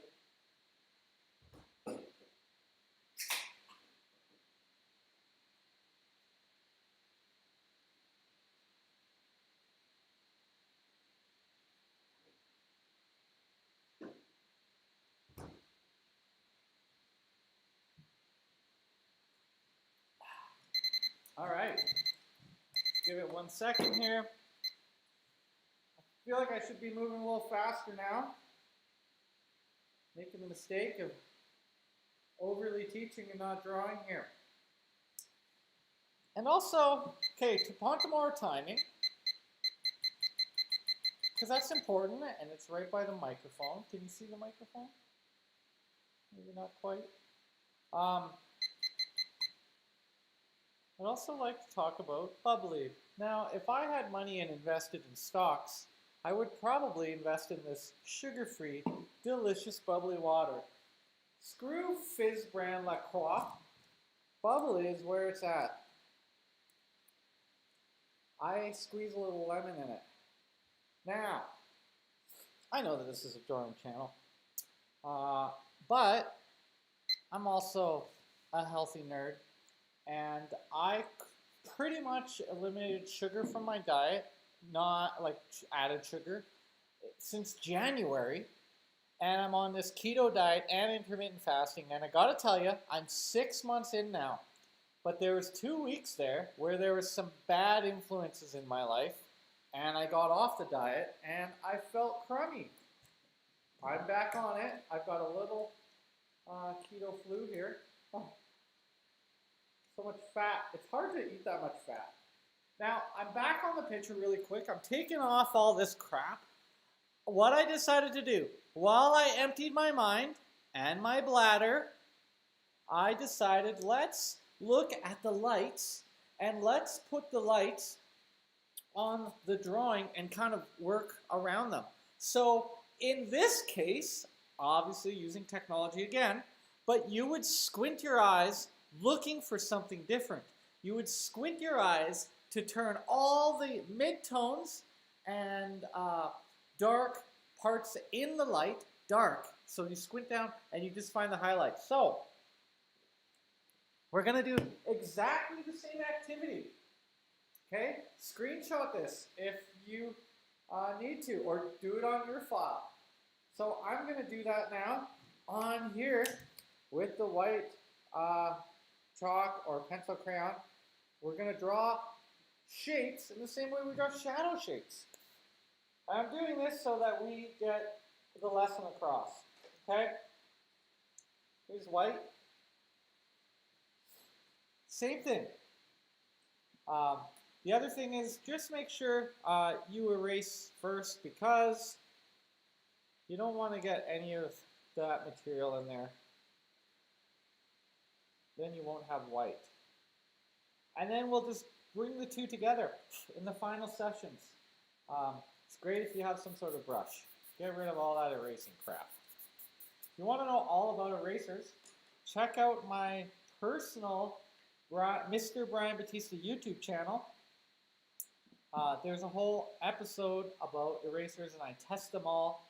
I think that kind of stuff is cool. So, between the highlight and the midtone will be the color of the paper. There is a slight bit of highlight here on the forearm. And I'm going to use my bridge. I'm going to go on the face. I'm going to erase out just to make sure it's clean where I'm putting this, because I don't want it to be a gray light. I want it to be white. The forehead catches a lot of light, but there is a shadow underneath the hair. So I'm going to leave the shadow underneath the hair the color of the paper, if not darker. And just color in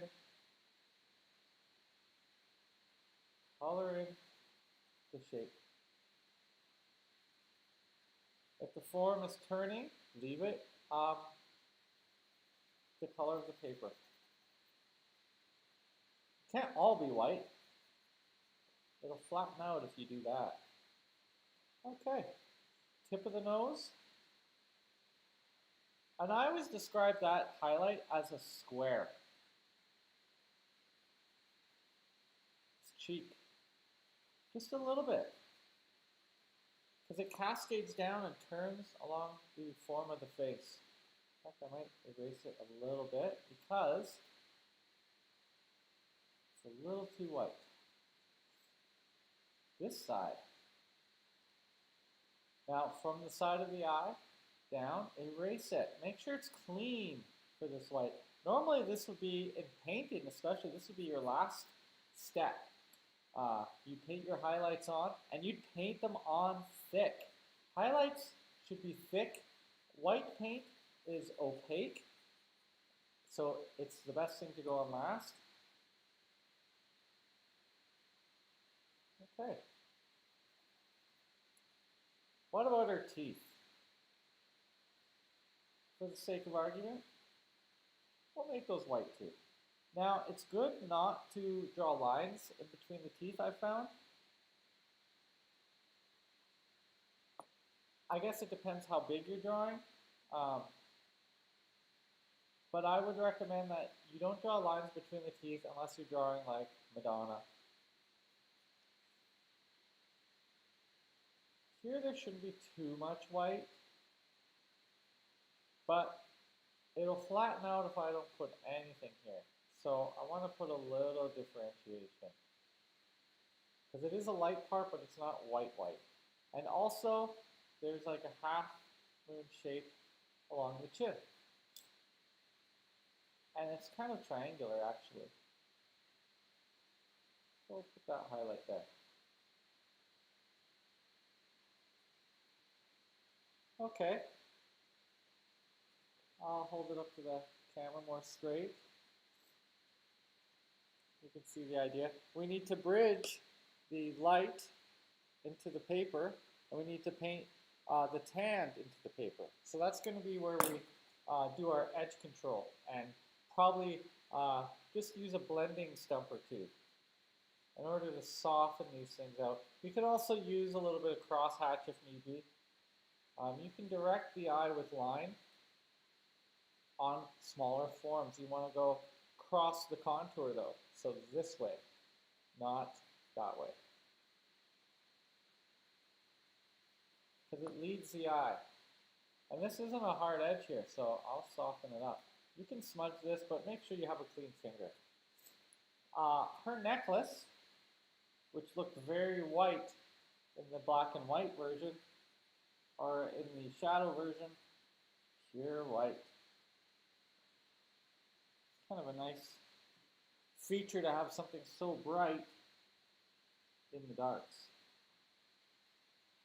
Underneath her necklace, there's a little bit. It's on the center of the form, but it fades out to the skin color. And also, there's a little bit of catchlight happening inside, behind the collarbone.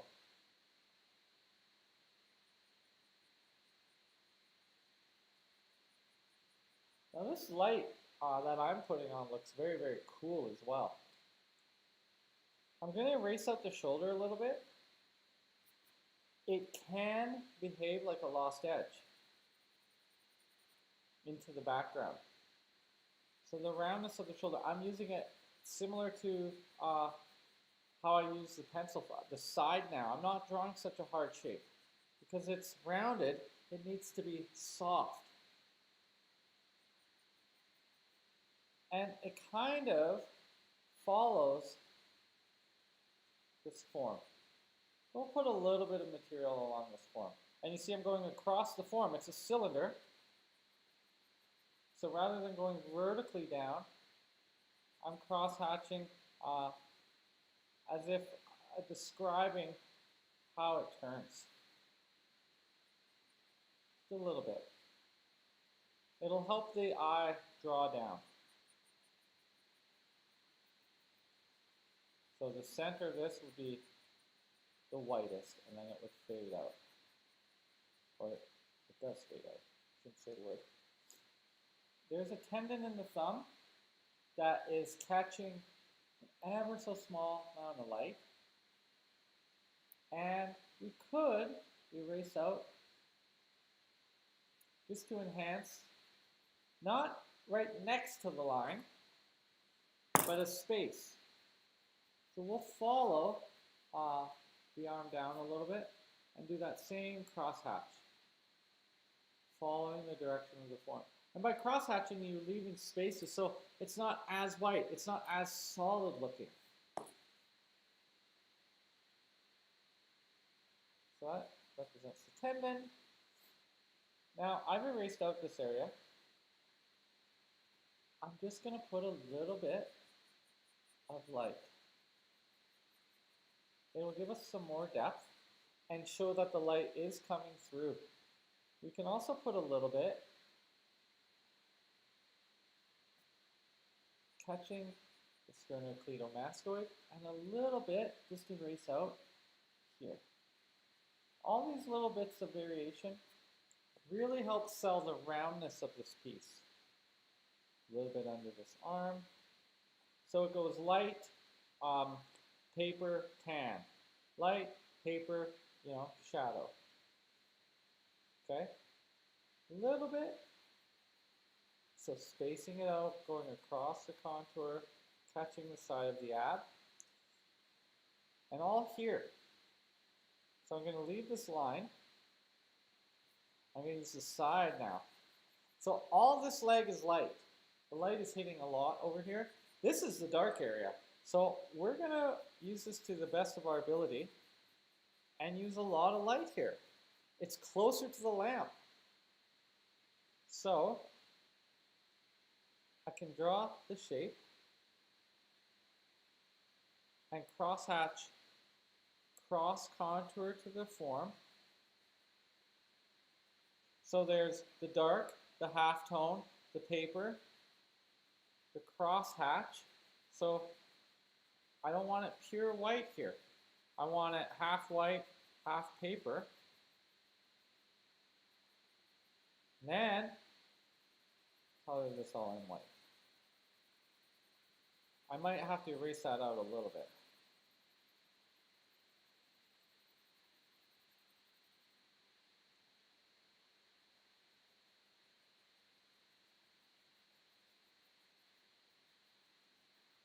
If you're squinting your eyes, you probably wouldn't see it as extreme as I'm showing here, as the computer does it. Your eyes are constantly adjusting.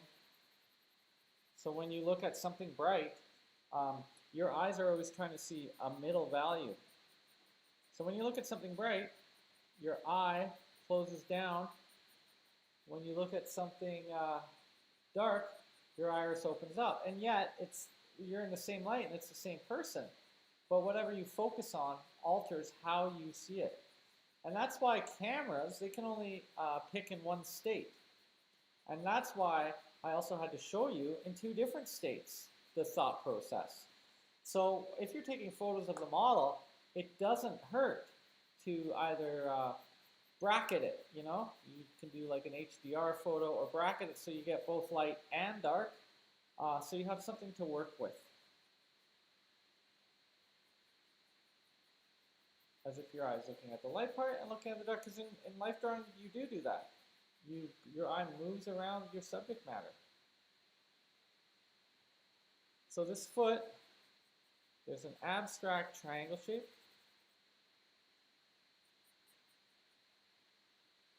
Kind of goes across towards the heel. And it fades as it falls. So we want to go across and around as if we're feeling that the calf is cylindrical this way. So allow the line to make your eye feel that shape. And it's okay to have fuzzy lines if they're descriptive, if they help the eye travel along the form. We're trying to use an illusion to create three-dimensional form on a two-dimensional surface. And there's lots of little tricks to do that. First trick though is we have to understand what we're trying to explain and what we're seeing. Highlight there. Okay, this needs a little sharpen. Let's see if we can get away with this because it is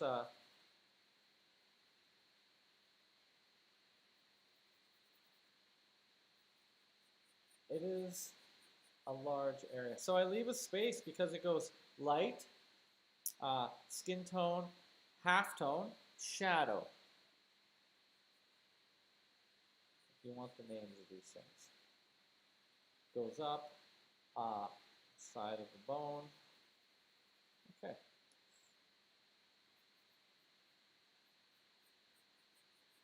So there's quite a lot of light. There's a tendon here on the lower limbs.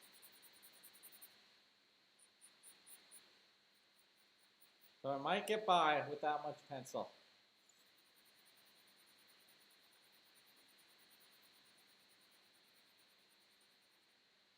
I didn't even need that bridge.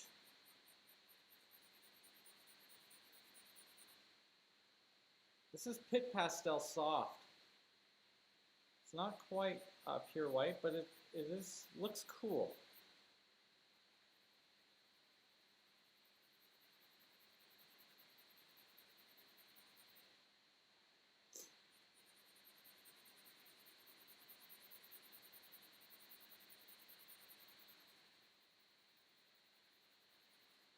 So I want to go across the contour so that the ankle is turning this way. So I can use curved lines for this.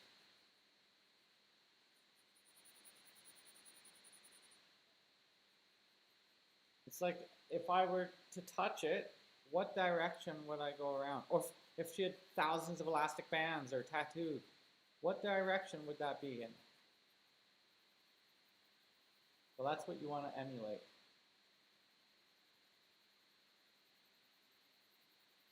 I'm pressing quite hard to get the last of this on here. I've run it to nothing.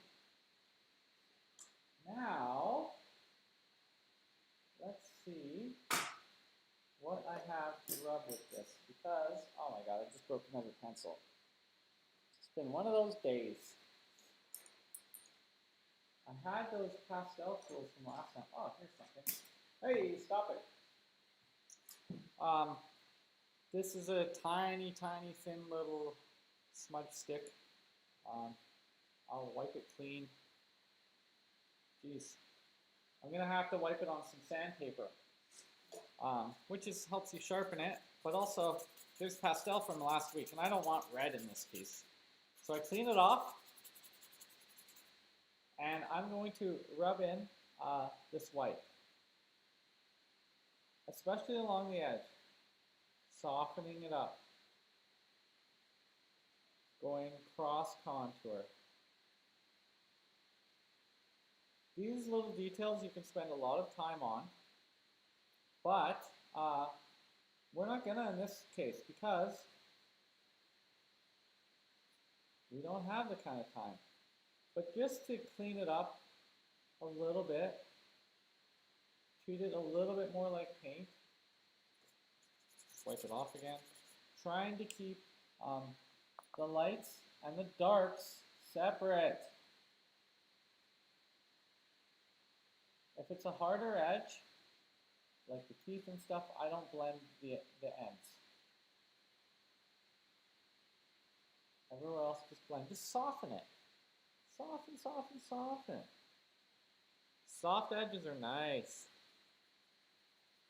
I don't want people to be ambiguous, but I find that's dangerous. It's better to understand what you're doing than just try to, oh, it's an hourglass shape, it's a woman. You can cheat your whole life and not really learn anything. So we still want to be able to see and understand what we're dealing with. But in terms of edges, it's easier to take a soft edge and make it hard than it is to make a hard edge soft. So right now these edges are getting softened, and if I need to, I can bring this pencil back in and make them hard again. But I won't need to. I'm just blending between the paper color and the white that I put in. And a little bit in the center of it. Just to soften it out. Otherwise it looks too sketchy, and lines look flat. Lines will flatten your artwork. They can be very, very dangerous, especially if they're vertical or horizontal lines. Like the crosshair we used in the beginning is a tool, but lines flatten things out. They're great for perspective. They're great for lining things up, but they do take the roundness right out of what you're doing. This flattens it right away. So just soften what you have as the form turns away.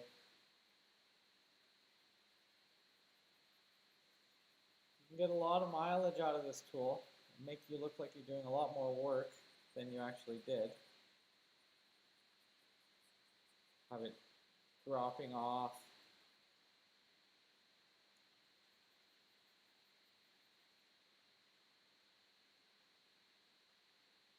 Okay, I think we're pretty much softened where we need to be. Just going to clean up my edges here. You can see that there's quite a lot of graphite does slide around a lot. It comes off nicely, it's so slick, but you might not even notice how dirty you're being. So I'm just cleaning up around it. She's kind of floating in this space.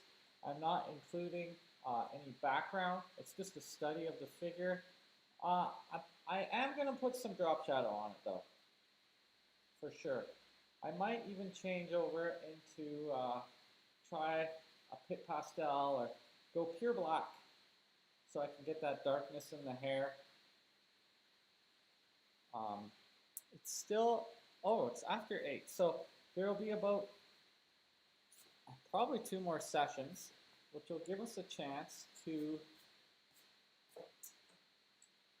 do a critique at the end as well.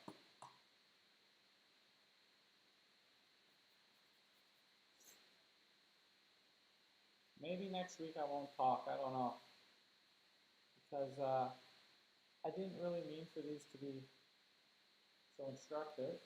It's not a bad thing, don't get me wrong. I'm going to try some charcoal and just see how it integrates with what I have here. Just using it on this dark little finger. Okay, that's pretty black. Let's see how it works with the hair. This is an HB charcoal. I think it's Primo. Okay.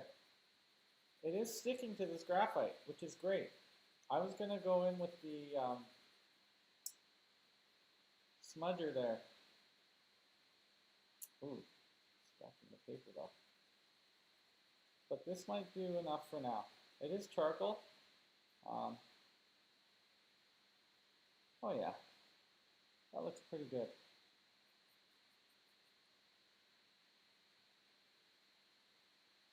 So I'm just going to darken my darks a little bit. And I'm going to put darks in now that I'll go back to the normal picture.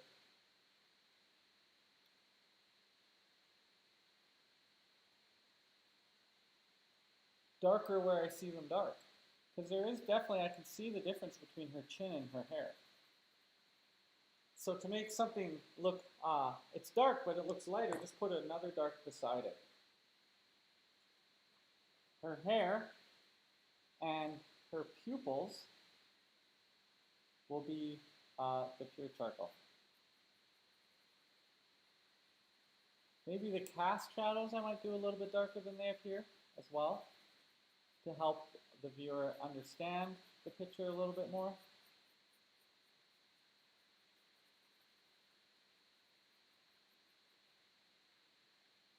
This edge of the mouth. Just having more values gives you a little more visual distance.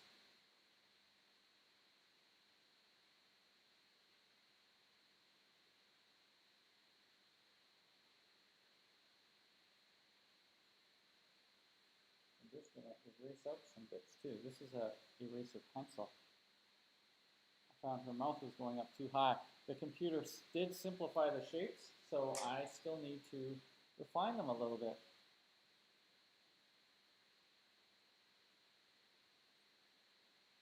So her nose is all dark, but here, let me zoom in. Wait.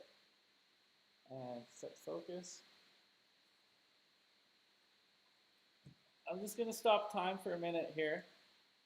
There's only a minute left, but I do want to, let's see if I can come in closer. Talk a little bit about what I'm choosing to do and hope that you can see it.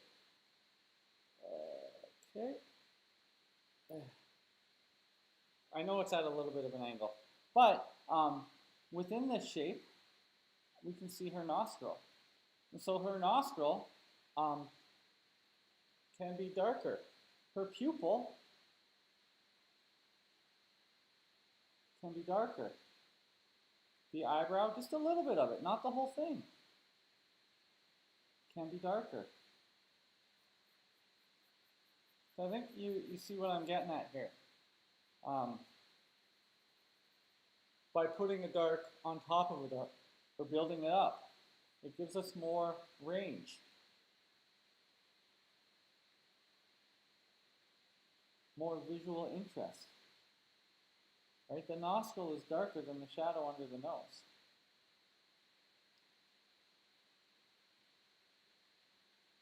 So we still keep the dark that we had there before.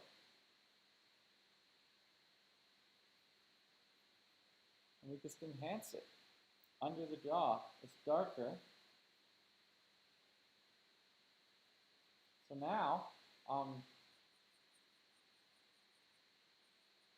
we can actually see the jaw. I can put a little bit along some of the core shadow. That will enhance the look of her cheekbone.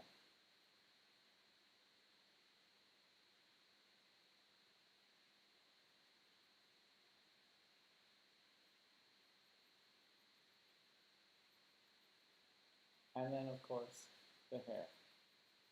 So after I finish the hair, take a minute here.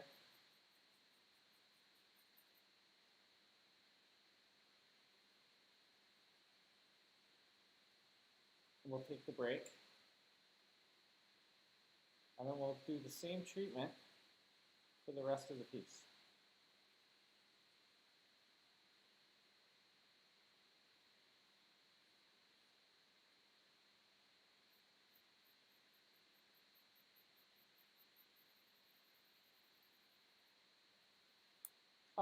Broke. So I'm going to call that time. This is super refined charcoal.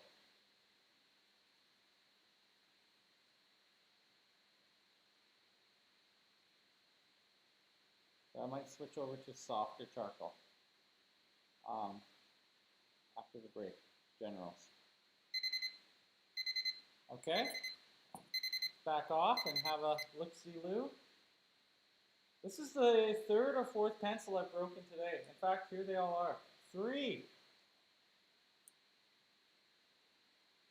I think there was actually 4.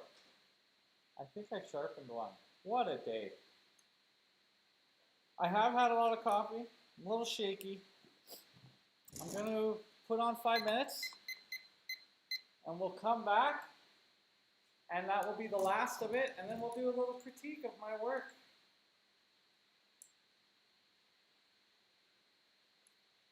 All right. Not quite straight on, but you get the idea.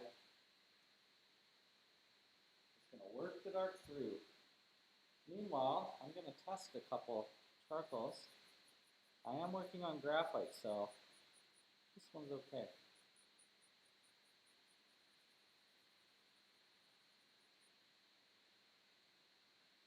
(6B), very, very soft general's charcoal.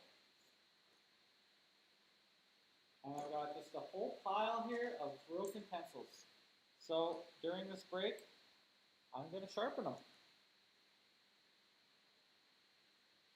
And you can see the photo's back to normal. There's nothing too fancy going on here. Also, I got a new bike bell. Just look at the fun little family there. So I got to put this on my bike tonight because my lights and bell got stolen. At least they didn't steal the bike. The bike cost almost as much as my car. So I'm glad I still have it. I got 2 locks on it now. My neighborhood, or sometimes where I'm stopping, not the best places in town. I also got my fishing license today, and I'm going to go out and start fishing again. I live by the river. It's a fun way. It's what I like to do. I like all the boring things. I like drawing. That's done in silence. I love reading. That's done in silence by myself. I like fishing. Actually, I like driving. That's done by myself. If any of you guys are into astrology, I posted the other day this piece I did, and I don't believe in telling the future or anything so much. I mean, it's useful to see things from different perspectives, maybe a way you wouldn't normally see. But I am a Virgo, and it's surprising how many attributes are listed that I actually am proud to have. I am an introvert. You can't tell by me talking all the time and being in front of people to teach, but that's actually a skill I learned. I still get sweaty hands and palms, even when I'm broadcasting like this. I get so nervous. I don't want to be in front of people, but it's part of the career choice of being a teacher. Plus, you know, my students are my peers and my friends, so I'm very comfortable in front of them. The first day is nerve-wracking, but I'm actually an introvert. And I guess it's not really surprising with all the broken on the pencil. What is going on with me today? All the hobbies I have are pretty introverted. It's a wonder that I never got into video games. My roommate got this video game system.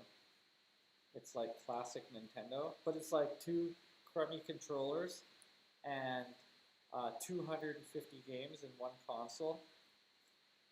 I didn't grow up with video games. I mean, we kind of had a Sega, but it was nothing I really ever got into. I preferred, broke this pencil too. I prefer going outside, hiking and stuff like that when I was young. My family was really outdoorsy, and we lived on Vancouver Island, so, you know, just go out in the yard, go pick mushrooms and stuff, go down to the beach. So I didn't really play a lot of video games or anything like that growing up. So I was playing with my roommate, and I mean, I'd get like 20 points, he'd get like 600. I just sucked, and I kept dying. We played Teenage Mutant Ninja Turtles. The cool thing is it looked really 8-bit. His girlfriend's 7 or 8 years younger than him, and when she thought video games, I think she was thinking like Minecraft or like Super Nintendo, but no, the system he bought is kind of crappy. Didn't even have Rampage on it, which, my opinion, is the best 8-bit game. It's like Donkey Kong and Godzilla smashing up buildings. Alright, well, I got 1 pencil. We're going to finish this drawing up in the next 25 minutes and then do a little critique. I have 1 pencil, so let's hope I don't bust it during this process. Well, actually, I have other charcoal, come to think of it. So we're going to go for the darks. Darkening the darks. I'll start with the darkest darks, as I would in painting, and that would be the pubis here. That's the darkest part down here.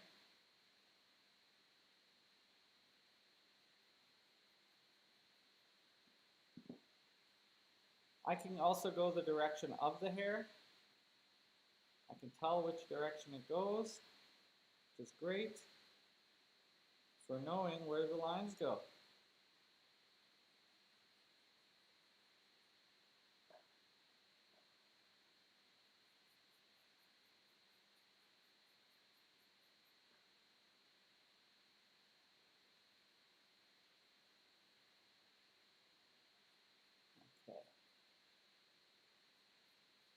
I'm using the side of it too to darken the smudge here between the halftone and the coarse shadow. To darken this shadow. There is a cast shadow from the top leg down to the bottom leg. So we want to emphasize that. And turning, curl it. You can't see that, but it's there. That helps describe the roundness of the leg below. So I draw the dark side of it down the leg, and I leave a little gap between the two. So the cast shadow goes up to it. You see there's like a rhythm going on here. And that's how you get more value out of what you're doing. Let's put a little bit of a cast shadow below. Yeah, let's do some shadow work. So she's kind of silhouetted here, which I have a very strong graphite line on. We can see her rectus abdominis, quite straight, curling, and there's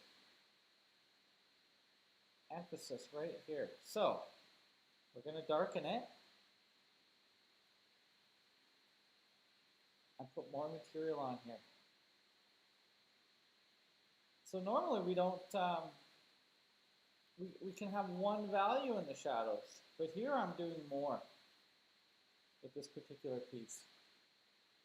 So let's get her belly button back. It's a brown, oh, I can still see where it is. We'll make that really dark.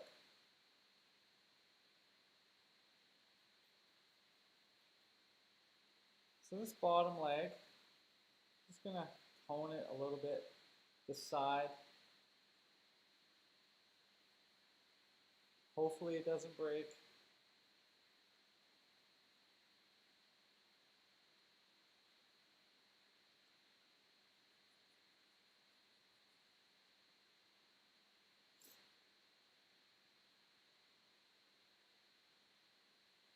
A little more dark value there.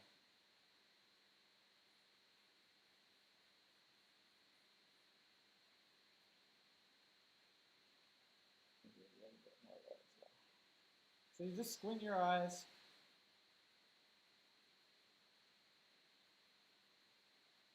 Build up the darks. Put some there. A little here. These little sweet spots. We can separate the arm from the body shadow now. It's darker underneath the arm than on the arm. And there's a line that goes down, splitting the rectus abdominis in two. She's very, very fit. You don't always see that separation or the horizontal ones. They can, in ladies, they tend to look like maybe more tubular. You don't see the breaks this way often because they have, genetically speaking, a more percentage of body fat under the skin. That's what gives them that nice, soft, rounder look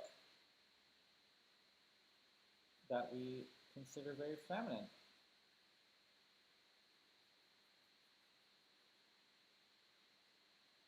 All right, so I can now draw the arm a little bit here. Like I have it all in shadow, but I can actually draw it because I do see that it's darker along the edge. The edge of the arm, not against the body. So I just draw the edge of the arm and fade it in a little bit. Also up here, it's a little bit, the shadow's a little bit darker. Shadow's a little bit darker. And actually we can see this fold.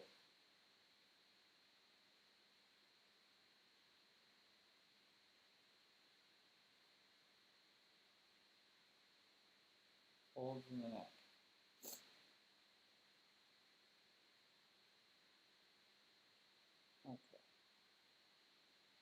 there's a necklace that's black. So I can actually, now that I'm back to normal picture, I can actually see it, and I can enhance this moon a little bit by drawing a little bit of edge work around it.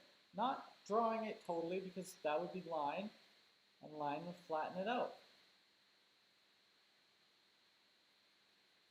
I can see a shadow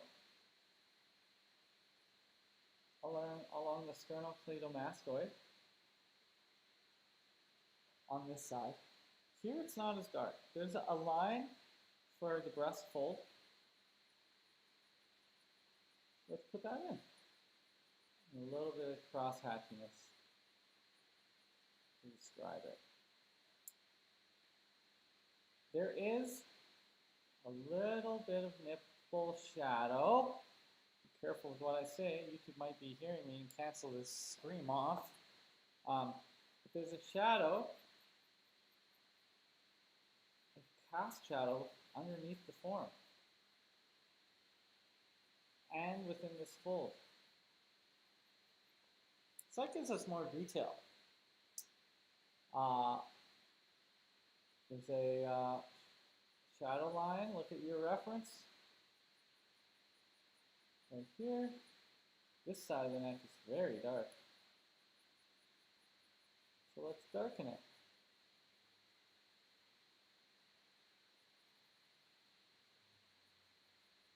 Add a little more material. Can probably soften all that. The outer edge of the arm.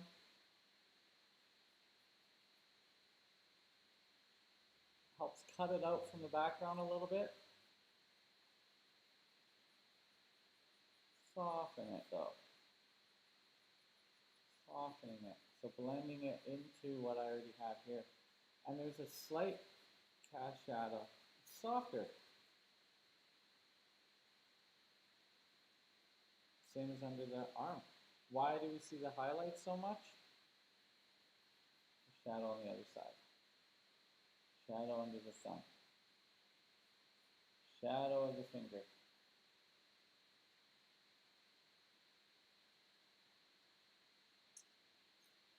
Erase a little bit.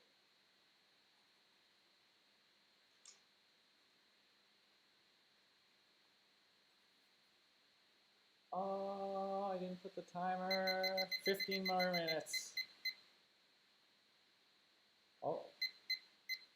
Okay, a little bit more. I'm just looking at the clock because I only go till 9 here. I don't want to steal all of your time. That's about as much as I need. I like that time ends because the OCD and the perfectionism kicks in and you actually get less done. You just start to noodle away, wrecking what was good. All this is going to do is wind up maybe on social media, so and stay in this book, probably smudge. So the exercise is done when the time is done. If I were making a painting, it'd be a different story, but I'm not.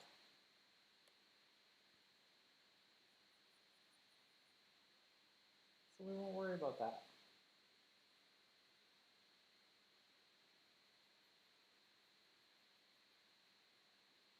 Blend those together.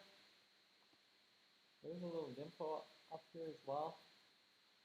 And I'm going to take a little bit of, oh, come on. There's my eraser. Just take a little bit out there. Just lighten it up a little bit. Back to like paper value. Back to the paper value. So I'm just enhancing some of the lights as I go so that I don't lose what I've been after. And I got to put a little bit more dark back on top. I figured I was going to have to do that. I went rather light with this graphite in a lot of it. And now that I see the dark beside it, yeah, I got to go a little darker. That's okay. I hope that you guys can hear that lovely sound. You know what? when I squint my eyes, I actually notice that all of this is a cast shadow from the head. So that can be darkened up here.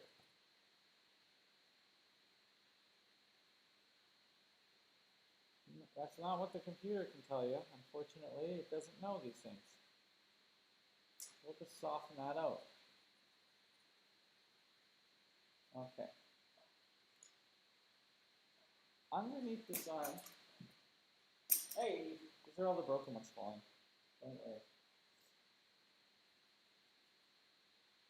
Along this bottom arm, there's a little bit more of a cast shadow. Let's start.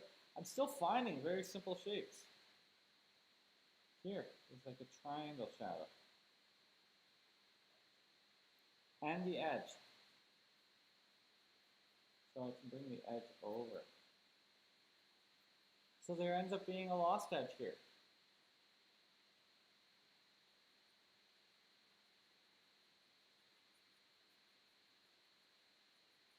Let's soften it out.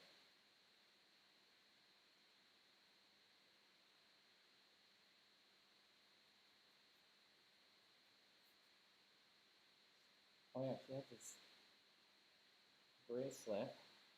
You don't want to draw the bracelet itself, but just draw like little dots and shapes, which tell the brain there's something there. But don't draw the detail of it, because if you draw the detail of it, instead of looking up here, you'll say, what the hell did they spend all that time?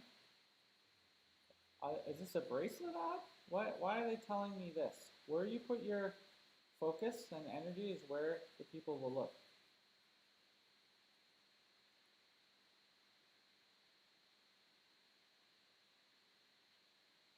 Put a little bit darker line here. Just a little bit, and not along the whole thing, inside. It's okay to have this little bit of dark along the edge because the form is turning, so I can enhance that a little bit. Same as here needs to be softened.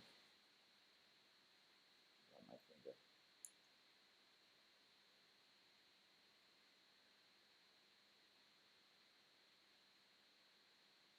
Okay. This guideline is not supposed to be here. Smudge. Smudge it up. It is softer. Just crosshatch a little bit with the eraser. Break it up. Break up the pattern, you know? Okay. Good enough. Speaking of which, let's put in a cast shadow. I'm going to make the cast shadow darker than it appears. And more simple.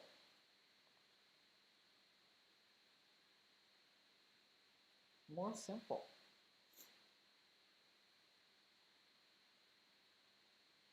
I don't need the same amount of information. I don't need the folds in the blanket. I don't need all that stuff.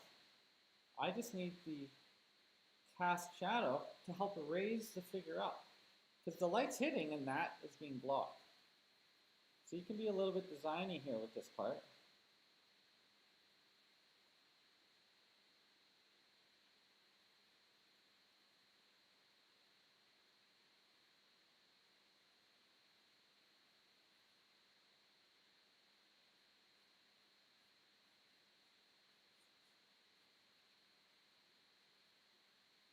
I hope Keith is out there drawing with me today. I'm sure he is. He's the one that convinced me to try all these things. He's a good friend to have because he's always pushing me. And also a good teacher.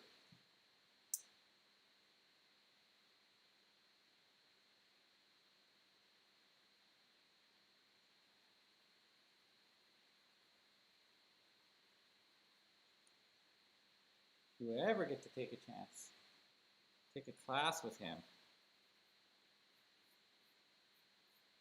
you should. So they'll kick your ass.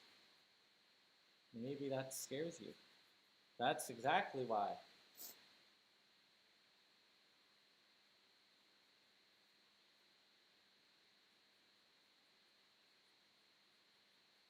I did get asked when we're gonna reopen not too long ago. Um, I really can't say. Um, it's out of my hands. C-Space will not allow us to open right now. They're playing it safe, and I understand. This is a public building, and they don't want, an atrocity on their hands. I would love to have our figure drawing be back, obviously, but this is what I'm doing. This is the best I can do. I may continue this when we are back, but without the talking. Just set up a camera on the session, but not on the model. For those who live out of province, but still want to learn with me, and it's kind of like a nice record, I guess. So this might be something that lives on. A little bit of the legacy. I'm open to that. It depends how much room it takes, of course. Maybe we do it without sound or something, because there will be other people here and I don't want to disrupt their study. Or maybe people come and draw and then they want to watch the video after. I don't know. I got the equipment now. And the equipment is getting better as I get more money. I am pretty broke right now, though, so still paying my rent. Not giving up on that. If you are in a position and would like to buy some art, I'm not a very good salesman, but I'd be willing to let this sucker go. If you like it and can get a lesson. You know I've worked 3 hours on it, so you can get an idea of what that might cost, or what would be fair. Heck, if you're a hunter, I'll take food. I'll try bear. Could be joking there, but whatever floats your boat, I'm open to it. I'm open to it. I would also like to keep it because this is one of my best drawings. But you could have one of my best drawings. Maybe learn, maybe copy it. My student John, he would do, I'd let him take pictures or I'd let him take it home. And then he would copy the strokes made. So you could follow along. Now, this transition I don't like too much, unfortunately. So I'm just going to squiggle a line back and forth, breaking it up. 6 more minutes and then I call it done. So now I'm doing some sloppy work.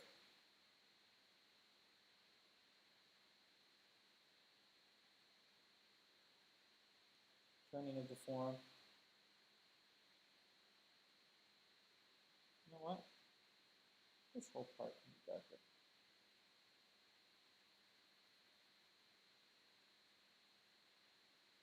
I don't hate it, so this should be a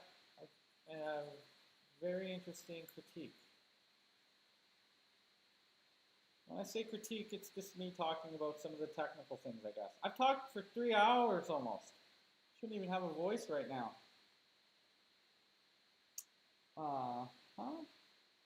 This actually should be right here.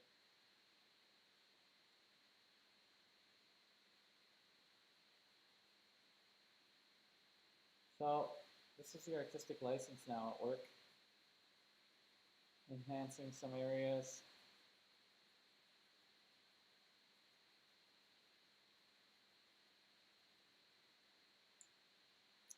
I really don't like this line right here. Let's see if I can break it up. That worked. So I'm switching between the graphite and charcoal right now. this should be all darker. That's something that happens as things kind of move to the middle. And you got to be cautious of that and get them back to what's dark, what's light. Squinting your eyes. Here, there's needs to be more dark. While I still got time. More dark. More deep. Last night, my roommate was watching Dune. That movie still holds up pretty good today. I remembered a lot of it.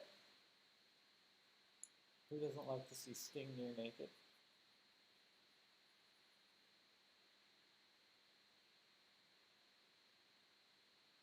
Spies.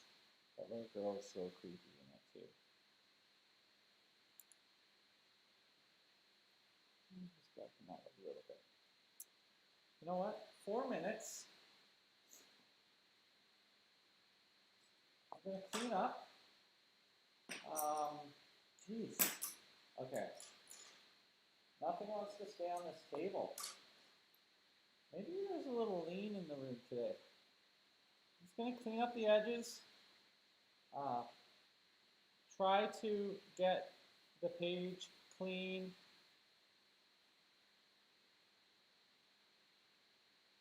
My last little bit, and then I'll sign it. Still 3 minutes left.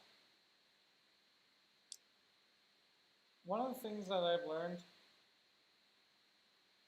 over the years being an artist is to work smart. I actually think it's better to stop much earlier, although we're on a time limit here, and leave things more soft and ambiguous than to just draw for the sake of the time. Except that you only learn, I mean, a lot of people can learn by doing, right? But you only learn by failing. And if you make a nice drawing, like I like this, I might learn more if I screw it up. I could, if no one's interested in it, I could come back and try some pastel, you know? I got to a point where I'm happy, so I'm being conservative and stopping.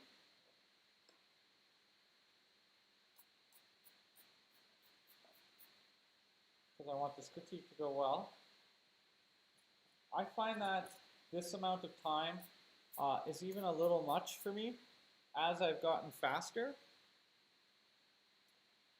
But it's still not enough time for me to paint.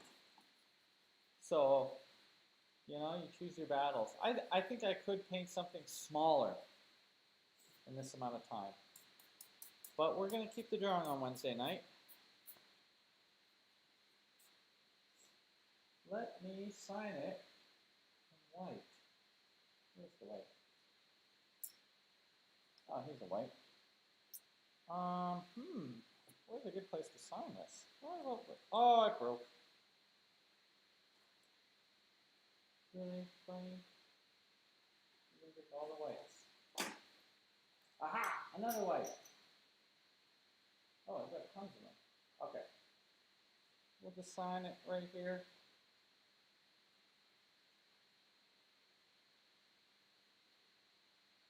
June 3rd, 2020. I'm going to straighten out the camera. I think next week I'm going to have to sit and sharpen everything before these sessions. And then we'll do a critique with, oh wow, there's still plenty of time here. Maybe I'll end early. I'm looking forward to biking down the hill anyways.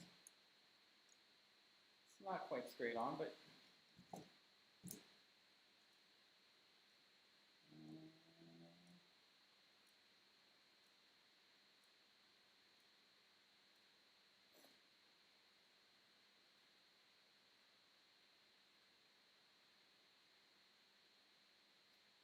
oops.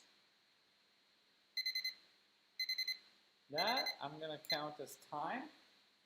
I'm going to pull this camera back and we will get this image the right size.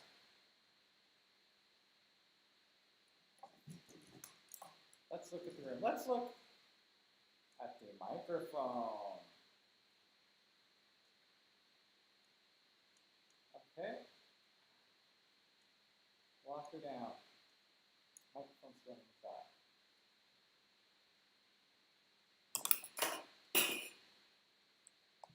I'm just going to go up here and I'm going to adjust the size to get her closer to the size so we can brutalize my performance on the proportions. We'll see if I got it here. Let's see. I do like doing this. This is a nice feature. I actually don't even own this TV. This TV is being borrowed by C-Space. It's a rentable item, but since there's nothing going on in here, I asked kindly if I could have it at my disposal for the duration of these Wednesday nights. And the man in charge said it was quite all right, so I'm very lucky. In the beginning, when I was locked into the studio, I was using it to watch movies. I had Amazon Prime at the time. So let me just turn this microphone around because I think that's going to make a difference. It's an XY pattern microphone. I don't know what that means. Maybe it's opposite, left side, right side or something. Okay. Here, let's see. Let's see how I did. Oh my God.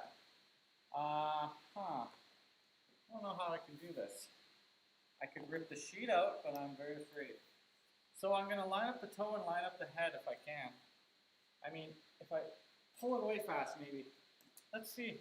So I'm a human, and my eye is trained. I think, let's go for the belly button. Oh, that's off. Let's go for the belly button. Oh, okay, it's close. So I'm sitting this far away. You guys saw, I mean, I don't trace or anything.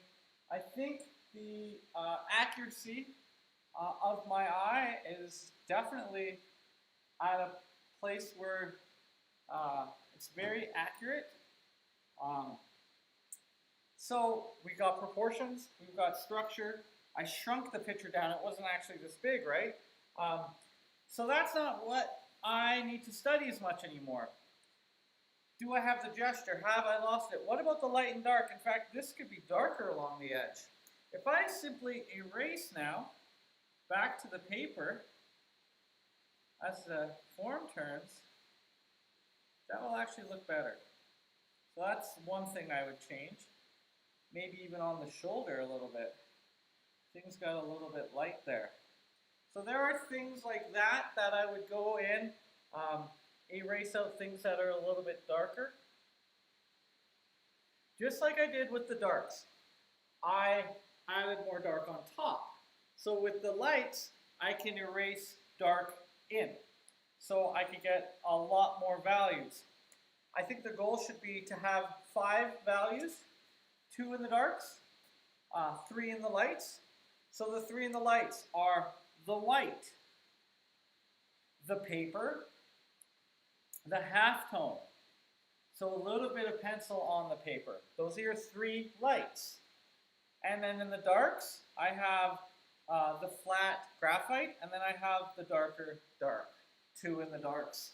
And that's really what you want to start going for when you're drawing. You could do your darks as 1, but the form is happening in the light. So this is all the form here, right? The shadow flattens. It doesn't really show form. So I think that technique was cool, where I showed you 2 different versions, a shadow shape. You can do that at home. Hopefully that helps you out. I really want to thank you for joining me. Even if I'm doing this alone, which I am in my head, I know that there's some of you out there, and I know that the teaching is helping because we don't have classes right now. And I hope this doesn't go on forever. I would really like to have you guys back and have real physical models. This is easier. That's why the proportions are probably so good. When the physical model's there, my eye and my brain, I'm moving, and so things get more warped. But here, you know, I can take measurements not in space. There's no flatness going on. So I think my drawings are better working from the flattened photo, of course, and because we have all these digital tricks. I also want to mention that I do teach a lot of things, and for years I worked in comic books and graphic novels. And I was the artistic director for 5 years or more on this Blackfoot graphic novel project by Yusei. That experience led me, I had a booth at Comic Expo. We produced 5, maybe 7. I worked on a lot of comic books and then did motion graphics, and I've worked in animation and film for a long time. That led me to teach cartooning at ACAD for many, many years. It's closed right now. But also at MRU, I developed a program and was there for 2 years. Why am I saying all that? Because I have another YouTube channel, Mr. Brian Batista. I've had it for 10 years, and about a week, it's a little bit longer than a week, I put out another episode. Sometimes they're instructive, sometimes they're me in residencies.